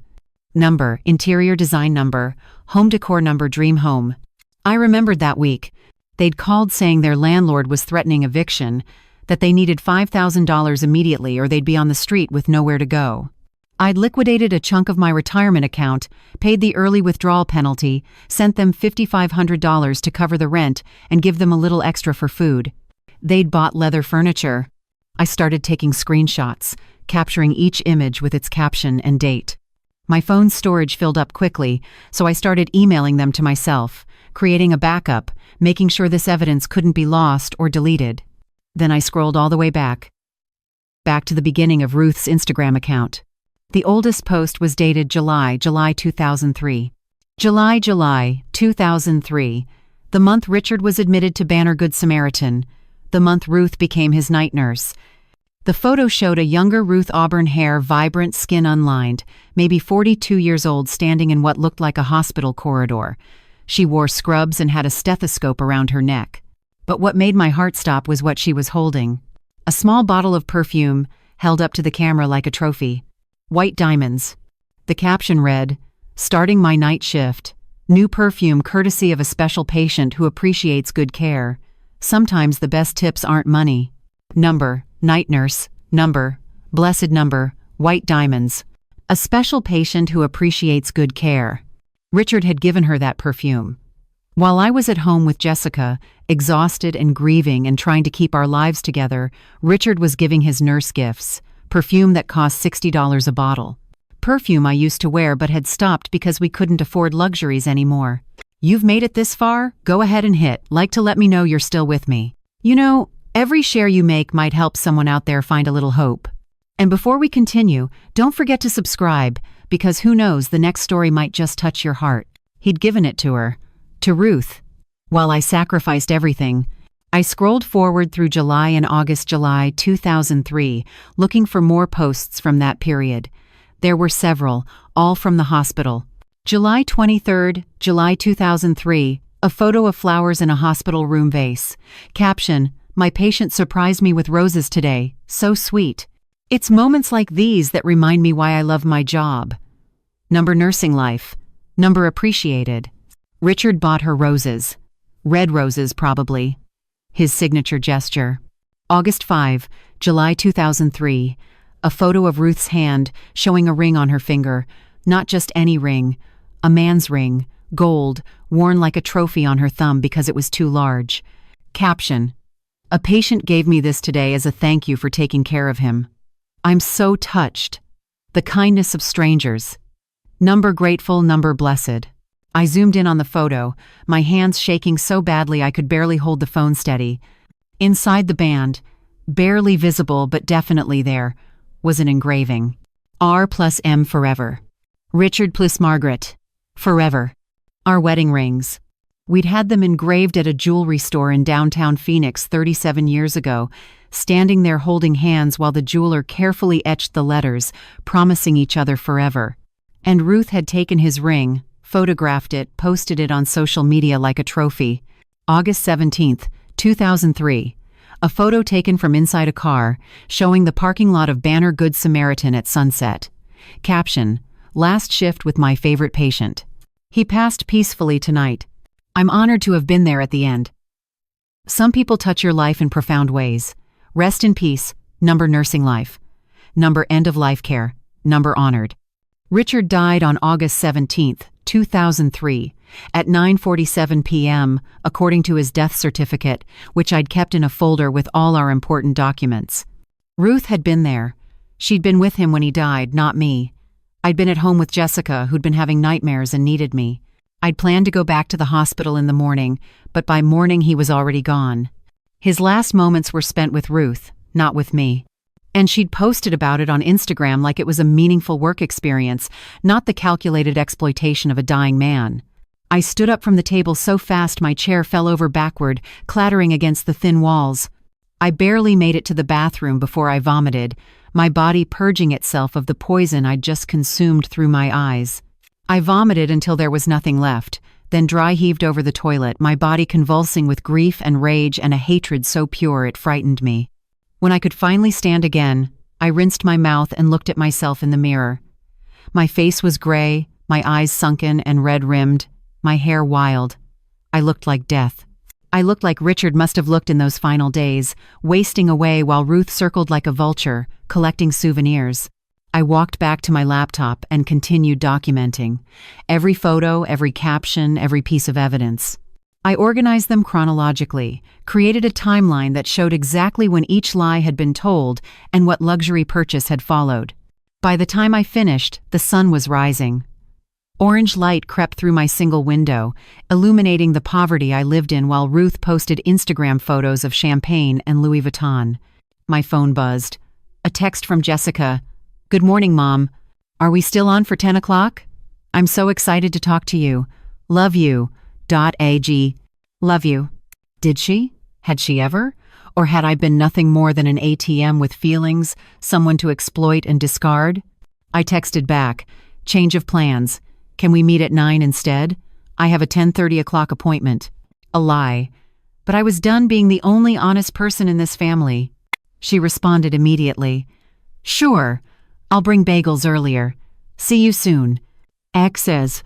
I looked at my phone, at that red heart emoji she always used, and wondered if she'd still be sending me hearts after I showed her the evidence.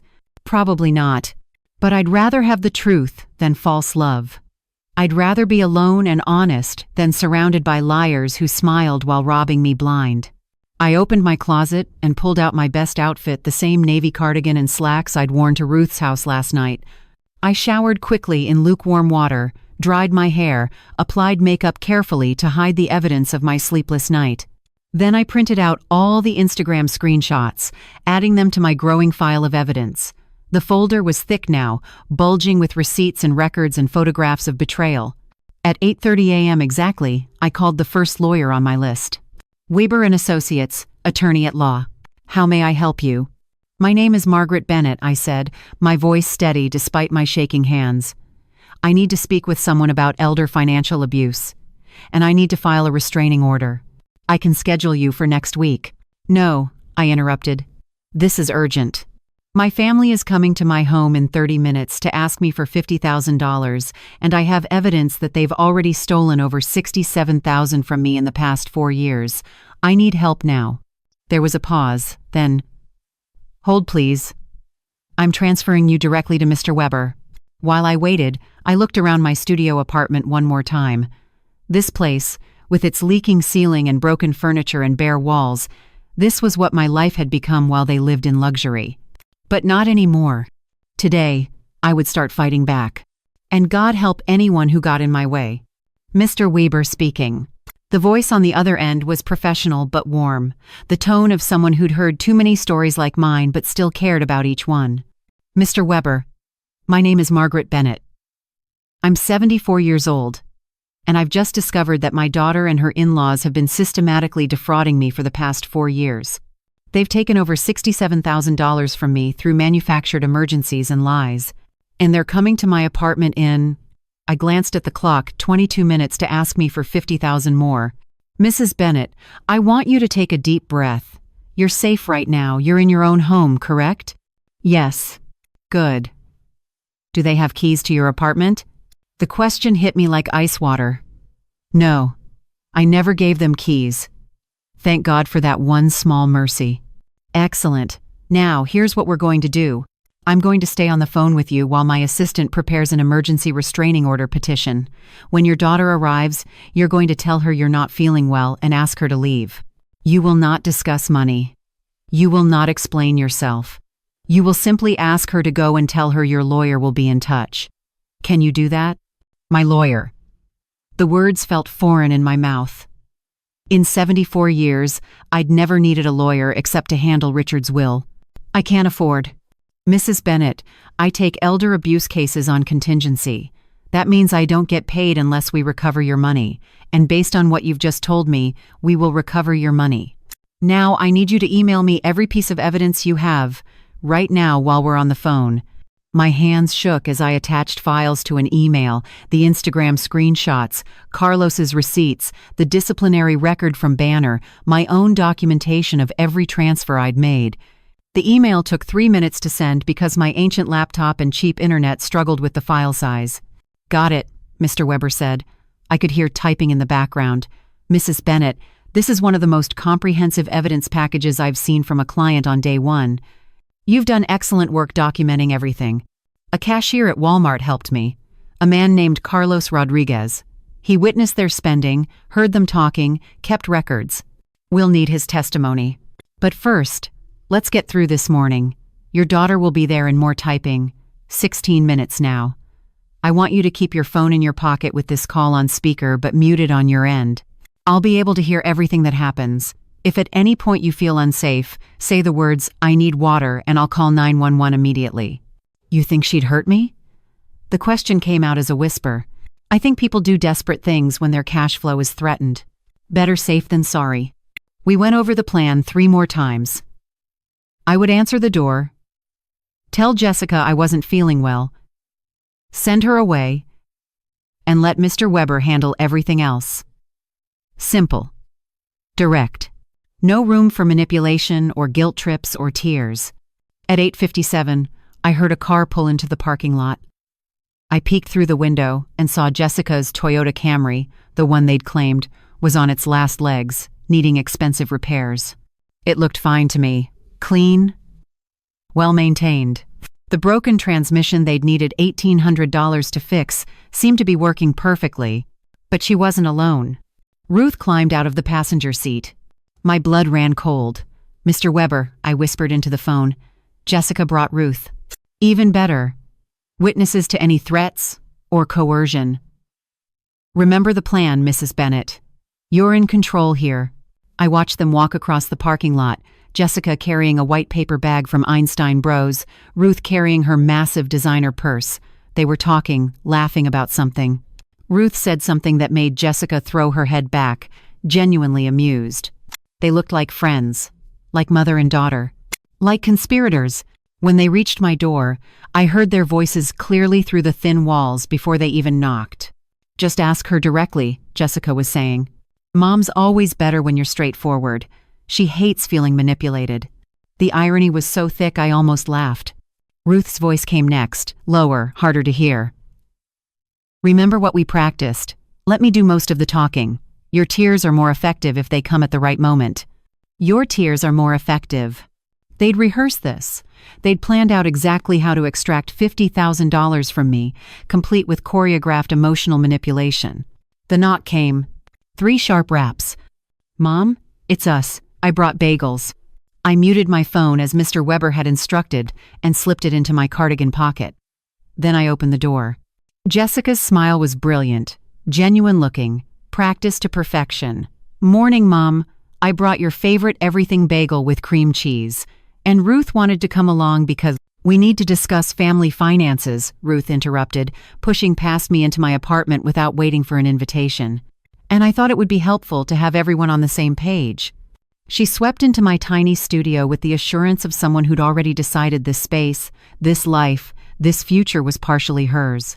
Her eyes cataloged everything, the sagging furniture, the stained carpet, the bare walls, and I saw something flicker across her face. Satisfaction. She liked seeing me live like this. It confirmed her narrative that I was helpless, that I needed their guidance, that I was too incompetent to manage my own money. Ruth, I didn't realize you were coming, I said carefully. Jessica and I were going to have a private conversation. But we're family now, Margaret, Ruth said, settling herself on my ancient sofa as if it were a throne, and family doesn't keep secrets. Besides, what we're about to discuss affects all of us. Jessica set the bagel bag on my kitchen table, her enthusiasm dimming slightly. Mom, are you okay? You look really tired. I didn't sleep well. See? Ruth jumped on this immediately. This is exactly what we're concerned about. Margaret, you're not taking care of yourself. Living alone at your age. In this, she gestured around the apartment with barely concealed distaste. Environment. It's not healthy. I manage just fine. Do you? Ruth leaned forward, her expression shifting to one of calculated concern. Jessica tells me you've been forgetting things lately. Repeating yourself. Getting confused about dates.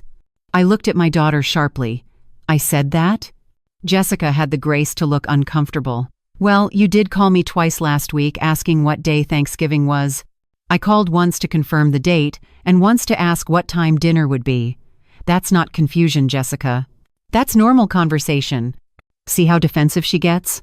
Ruth said to Jessica, as if I weren't standing right there. Classic sign of cognitive decline. They don't realize they're slipping. The manipulation was so blatant, so ugly, that I almost forgot Mr. Weber's instructions. I wanted to scream at them, to throw them out, to shove my evidence folder in their faces and watch them squirm. But I held my tongue. Let them reveal themselves. Mom, we're worried about you, Jessica said, moving closer and taking my hands. Her touch felt like betrayal. We want to help. That's why we came early to talk before you had your appointment. I'd forgotten about my fictional 10:30 appointment. I appreciate your concern, but we've been talking to a financial advisor, Ruth interrupted smoothly. Someone who specializes in helping elderly people manage their assets more effectively. And we think it would be beneficial if you established a power of attorney. Just temporarily, just to take some of the burden off your shoulders. There it was, power of attorney, legal control over my money. Who would hold this power of attorney? I asked, though I already knew. Marcus, of course, Ruth said. He's family, he's financially savvy, and he loves you. It would just be a safety measure, Margaret. So that if something happens, a fall, a hospital stay, confusion, someone can access your accounts to pay your bills, keep you safe. Keep me safe, I repeated slowly, by controlling my money. That's not what we're saying, Jessica interjected quickly. Mom, we just want to help. And honestly, we need help too. Marcus and I have been struggling. Here we go, Ruth said, and I watched her give Jessica an almost imperceptible nod. Jessica's eyes filled with tears on cue. We've been trying to buy a house, to start our lives properly, to maybe even think about giving you grandchildren someday. But we can't do any of that while we're drowning financially.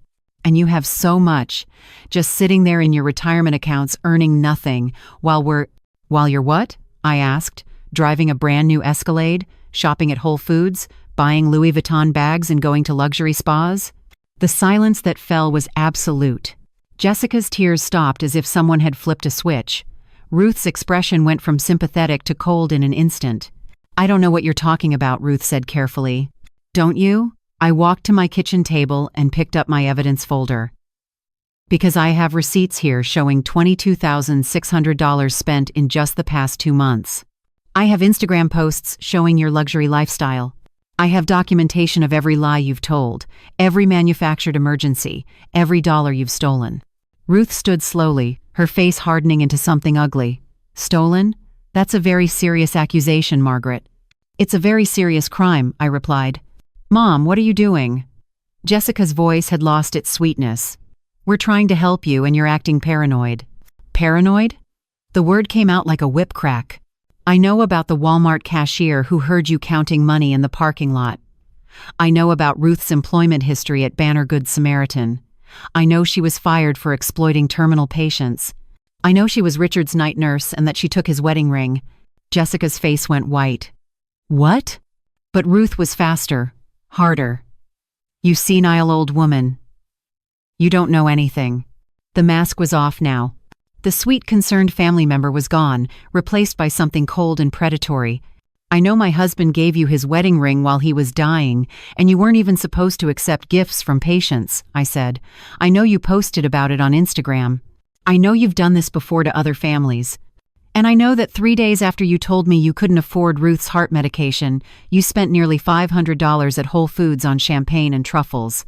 Ruth's hand shot out faster than I expected, grabbing my evidence folder and pulling it toward her. We struggled for a moment, papers scattering across the floor. You have no right to investigate us, Ruth hissed. No right to pry into our lives. Get out of my house. We're not going anywhere until we get what we came for, Ruth said. $50,000. You're going to write us a check right now, or what? I stood my ground. You'll threaten me? Try to have me declared incompetent? It won't work. I have a lawyer now. I have evidence. I have witnesses. You have nothing, Ruth spat. Nothing but a sad, lonely old woman's paranoid fantasies. Your own daughter will testify that you're mentally unstable. No, I won't, Jessica said quietly. We both turned to look at her. She was staring at the Instagram printouts scattered across my floor, her face pale and shocked. Jessica, Ruth began. Is this real? Jessica picked up one of the photos. This is you at Mastro's? Last month? When you said we couldn't afford groceries? Jessica, you don't understand. This is the Louis Vuitton bag, the one that costs $2,500. You told me it was fake, from a street vendor. Jessica, listen to me. How much? My daughter's voice was shaking. How much did you take from my mother? Ruth's expression shifted to fury. How much? Everything she has is eventually yours anyway. We're just accelerating the timeline. And there it was. The truth, naked and ugly. Jessica looked at me, really looked at me, and for the first time in 4 years, I saw recognition in her eyes. Not love, not yet, but recognition of what had been done. Mom, she whispered. I didn't know. I swear. I didn't know it was this bad. But Ruth wasn't done. You stupid girl, you think you can back out now? You're part of this. You asked for the money. You took the checks. You're just as guilty. I need water, I said loudly. Ruth's head snapped toward me. What? I said I need water. I'm feeling faint. Through my pocket, I heard sirens. Distant, but getting closer. Mr. Weber had called the police. Ruth heard them too. Her face transformed with rage. You called the cops? On your own family? You're not my family, I said. You're thieves. Ruth lunged toward me, but Jessica stepped between us. Don't touch her. Get out of my way. I said don't touch her. The sirens were close now, pulling into the parking lot. Ruth made a desperate grab for the evidence folder, but I'd already kicked it under the table, scattering papers everywhere. When the police knocked on the door, I opened it calmly. Officers, thank you for coming. This woman has been threatening me, and I'd like her removed from my home. Ruth stood there, her expensive clothes and designer bag looking ridiculous in my shabby apartment, her face twisted with fury, and I felt something I hadn't felt in 4 years. Power. I was taking my life back. One police report at a time. The moment I stepped back into the Patterson dining room after my devastating encounter with Ruth upstairs, I felt like I was entering a stage where everyone had been given a script except me. No, that wasn't quite right. I'd been given a script too. The role of the grateful, oblivious mother-in-law. The ATM with feelings who never questioned, never suspected, never dared to imagine her family might be monsters wearing loving masks. I'd been playing that role for 4 years. Tonight would be my final performance. There you are, Margaret, Gilbert said with forced joviality as I took my seat at the dining table. We were beginning to think you'd gotten lost up there. This house is big. I know easy to lose your way. The subtext was clear. This house that your money helped buy. This beautiful, spacious house, while you sleep under a leaking ceiling. Just admiring your home. I said, my voice steady despite the earthquake happening inside my chest. Ruth gave me a tour. It's quite impressive. Marcus appeared from the kitchen carrying a platter of enchiladas that smelled divine, the kind of elaborate meal that required expensive ingredients and hours of preparation. The organic chicken from Whole Foods that had appeared on yesterday's $487 receipt. The imported spices. The handmade tortillas. Mom made her famous enchiladas just for you, Grandma Margaret, Marcus said, setting the platter on the table with a flourish. He'd started calling me Grandma about 6 months ago, even though Jessica wasn't pregnant, wasn't even trying. It was a calculated move, I realized, now planting seeds of future obligation, making me feel invested in grandchildren who didn't exist and might never exist. How thoughtful, I managed. Jessica emerged with sides Mexican rice studded with saffron threads, refried beans that looked nothing like the canned version I ate at home, a salad of heirloom tomatoes that probably cost $8 per pound. She set everything down with the practiced ease of someone who'd been hosting dinner parties in this house for years. When had that happened? When had my daughter become comfortable in this palace of lies, learning to serve expensive food on expensive plates while I counted pennies for ramen? Let's say grace, Ruth announced, and I almost laughed at the audacity. This woman who'd stolen my dying husband's wedding ring, who'd exploited terminal patients, who'd been systematically draining my bank account, this woman wanted to thank God before dinner. We held hands around the table. Ruth's hand was cold and dry, her grip possessive. On my other side, Jessica's hand was warm and slightly damp. Nervous, perhaps? Guilty? Dear Lord, Ruth began, her voice taking on that syrupy quality people use when performing religiosity rather than feeling it. We thank you for this food, for this family, for the blessings you've bestowed upon us. We thank you for Margaret, for her generosity, for her loving support that has helped us through so many difficult times. My jaw clenched so hard I heard my teeth grind. We ask that you continue to guide us, to show us the path forward, and to help us make wise decisions about our future. In Jesus' name, amen. Amen, everyone echoed. Wise decisions about our future.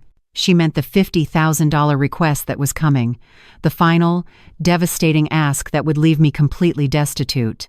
Gilbert poured wine, that $65 Robert Mondavi Reserve Cabernet, into crystal glasses that caught the light from the chandelier above. Everything in this house caught the light, sparkled, gleamed. Everything was beautiful and expensive and wrong.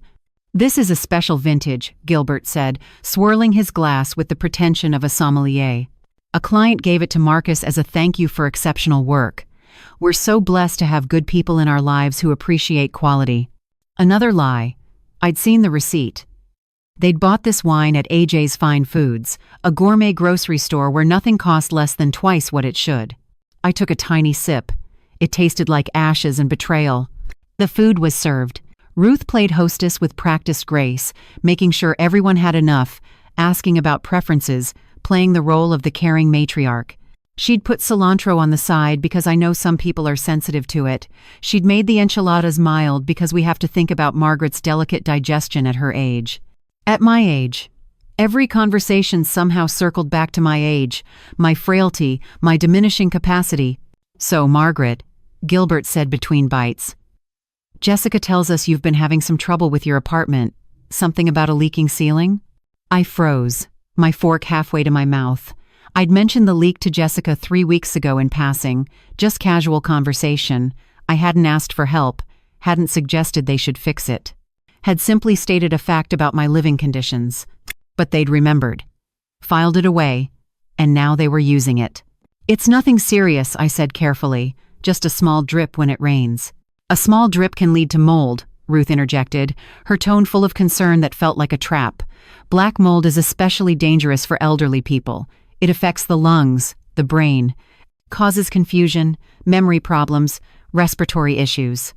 There it was again, elderly, confusion, memory problems, the groundwork being laid for declaring me incompetent. Have you had anyone look at it? Marcus asked. Because I know a guy, does roofing repair, could probably fix it cheap. I mean, you shouldn't have to live like that. It's not safe. Live like that. As if my poverty were a choice, a personal failing, rather than the direct result of their theft. I've been meaning to call my landlord, I said. But will he actually fix it? Gilbert pressed. Landlords in those older buildings, they don't care about their tenants, especially elderly tenants on fixed incomes. You're vulnerable, Margaret. Easy to take advantage of. The irony was so thick I could have cut it with a knife. Maybe it's time to think about moving, Ruth said, and I saw Jessica shift uncomfortably in her chair, somewhere with better maintenance. A senior living facility, perhaps. They have wonderful places now, not nursing homes, nothing like that. Independent living communities where you'd have your own apartment but with staff on hand if you need help. And it would be so much safer than where you are now. Senior living facility, where my Social Security check would go directly to rent, where I'd have no money left over to help them with their endless emergencies. Unless they controlled my finances. Unless they had power of attorney. I like my independence, I said firmly. Of course you do, Ruth said smoothly. But independence and safety aren't mutually exclusive. In fact, I've been researching some options. There's a lovely place in Mesa, Sunridge Senior Living. They have one-bedroom apartments starting at $1,900 a month, which is actually less than what you'd pay for a decent apartment anyway, and it includes utilities, activities, transportation. $1,900 a month? The number escaped before I could stop it. My entire Social Security is $1,450. Ruth's smile didn't waver. Well, that's where family comes in. We'd help with the difference naturally. Consider it our way of paying you back for all you've done for us. Pay me back, with my own money. By taking control of my finances and doling out just enough to keep me warehoused in a facility where I'd be out of the way, manageable, unable to question or investigate. That's very generous, I said, but I couldn't possibly. You could and you should, Gilbert interrupted. Margaret, you've spent your whole life taking care of other people. You raised Jessica alone after Richard died. You worked yourself to the bone. You've given us so much over these past years, helping us through rough patches, supporting our family. It's time to let us take care of you. Take care of me. The words sounded kind, but I heard the threat underneath. They wanted me contained, controlled, dependent. Jessica finally spoke up, her voice soft. Mom, we really have been worried. You seem so stressed lately, so tired. Maybe having fewer responsibilities would be good for you. I looked at my daughter, really looked at her expensive haircut that cost more than I spent on groceries in a month, her manicured nails. The subtle designer watch on her wrist that I'd somehow never noticed before, the small diamond stud earrings that definitely weren't the costume jewelry she'd claimed. She'd been living well while I'd been suffering. And she'd known. She must have known. I'll think about it, I said, which was what they wanted to hear. Compliance, agreement, the promise of continued access to my money. The conversation shifted to lighter topics: neighborhood gossip, Marcus's job, plans for the upcoming holidays. But every few minutes, someone would circle back to my supposed fragility, my need for help, the importance of planning ahead. They were softening me up, building consensus, creating a narrative that everyone at this table could agree on. Margaret is declining and needs intervention. Ruth served dessert, not my sad crushed cherry tart, which had mysteriously disappeared, but a tres leches cake from a Mexican bakery that probably cost $45. It was delicious, moist and sweet, and I hated every bite. Margaret, there's something else we wanted to discuss, Ruth said as we finished dessert.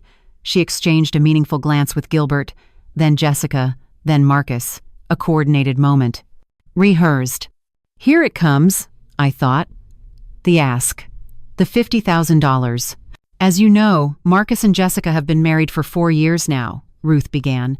They've been living in that rental, paying someone else's mortgage, unable to build equity or plan for their future.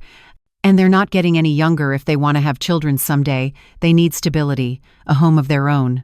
Jessica took my hand, and I let her, though her touch felt like poison ivy on my skin.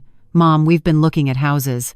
There's one we love in Chandler, 3 bedrooms, great school district for when we 80 for the future. But we're short on the down payment. How short? I asked, though I already knew. $50,000, Marcus said. He had the grace to look slightly uncomfortable. I know it's a lot. It's everything I have left, I said quietly. Silence fell over the table. They hadn't expected me to say that. They'd expected me to say, let me think about it, or how soon do you need it, or any of the other compliant responses I'd given over the past 4 years. What do you mean, everything? Gilbert asked carefully. I mean, I've given you $67,100 over the past 4 years, I said, my voice steady and cold. That's everything that remained from Richard's life insurance, most of my retirement savings, and a significant portion of my monthly income. I have $11,000 left in my accounts. If I give you $50,000, I'll be bankrupt. Ruth's face went pale, then flushed. Margaret, I think you're confused about the amounts. I'm not confused. I have bank statements. I have records of every transfer, every check, every dollar I've given you for rent, for medical emergencies, for car repairs, for every crisis you've manufactured over the past 4 years. Manufactured? Ruth's voice went sharp. Those were real emergencies, real needs. We've been struggling. You bought a $75,000 Escalade last week. The silence that followed was absolute. Mom, Jessica began, but I held up my hand. I need to leave now. Thank you for dinner. I stood up from the table, my legs somehow steady, despite the adrenaline coursing through my veins. I gathered my purse, my ruined cherry tart, still nowhere to be seen. Ruth stood too, her face a mask of fury barely contained. Margaret, if you walk out that door— What? You'll stop pretending to care about me? You'll stop lying? Please, Ruth, do me that favor. I walked to the front door. Behind me, I heard chairs scraping, urgent whispered conversations, Jessica's voice rising in panic, but I didn't turn back. I got in my Honda Civic and drove away from that beautiful house built on lies, and for the first time in 4 years, I felt something other than guilt and obligation. I felt rage, pure, clarifying rage, and I was going to use it. The drive away from the Patterson house should have brought relief, but instead, my hands trembled so violently on the steering wheel that I had to pull over 3 blocks away, parking in front of a darkened elementary school. I gripped the wheel with both hands, trying to force oxygen into lungs that seemed to have forgotten their purpose. $67,100. I'd said the number out loud. I'd confronted them. And the look on their faces, shock, fury, fear, told me everything I needed to know. They'd thought I was too stupid to keep track, too senile to add it up, too desperate for their love to ever dare question. They'd been wrong. My phone buzzed, text messages flooding in like a dam had burst. Jessica, Mom, please come back. We need to talk about this. Marcus. Grandma Margaret. You're really confused right now. Let us explain. Jessica again. You're remembering things wrong. The amounts aren't what you think. Another from Marcus. We're worried about you. This paranoia isn't normal. Paranoia. There it was. The word they'd used to discredit me, to make everything I knew sound like delusion. I turned off my phone completely. But as I sat there in the darkness, something Ruth had said upstairs kept echoing in my mind. Something about having evidence that Richard had given her things willingly. Something about having proof. The wedding ring. She'd said she still had his wedding ring. And suddenly I knew with absolute horrible certainty that I needed to see it. I needed to hold that ring in my hands, to confirm this nightmare was real, to have physical proof of what she'd stolen from Richard's dying fingers. I needed to go back.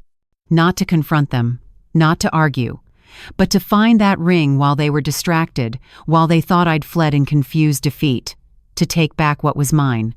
It was insane. It was dangerous. It was possibly illegal. But I was 74 years old, I'd been robbed of $67,000 in my husband's final moments, and I was done playing by rules that only I followed. I started the car and circled back, parking 2 streets over in front of a neighbor's house. The Patterson home was still lit up like a Christmas display, every window glowing. Through the front window, I could see movement people pacing, gesturing, clearly in heated discussion. About me, about what I knew, about how to contain the damage. I waited 20 minutes, watching. My phone was still off, but I checked the time on my car's dashboard clock, 10:47 p.m. Late enough that they might let their guard down, assume I was home and no longer a threat. At 11:03, the lights in the living room went off, then the kitchen. The upstairs lights stayed on for another 15 minutes before those went dark too, except for one, the master bedroom. I knew this house's layout now. Ruth had given me the grand tour, showing off every expensive renovation.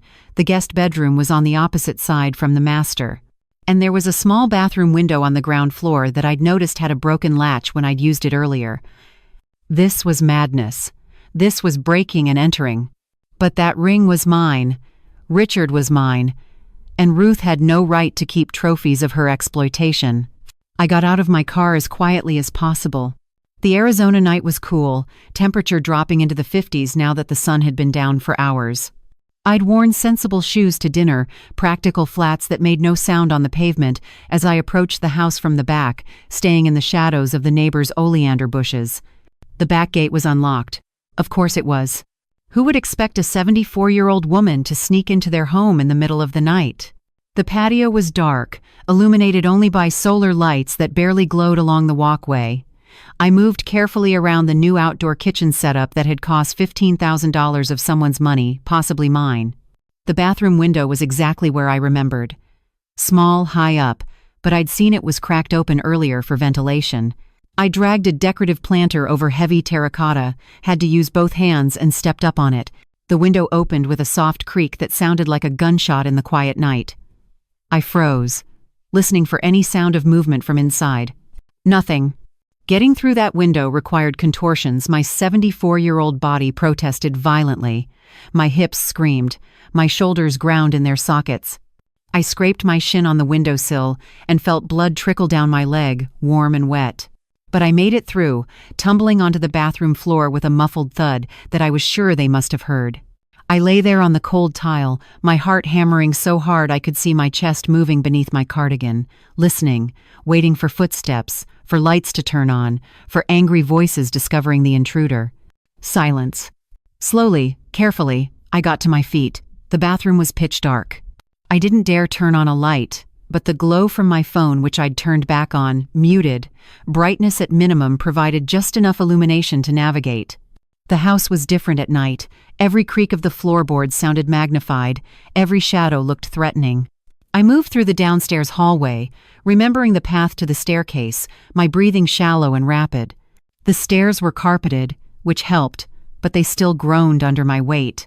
Halfway up, I froze as I heard voices from the master bedroom. Can't let her ruin everything.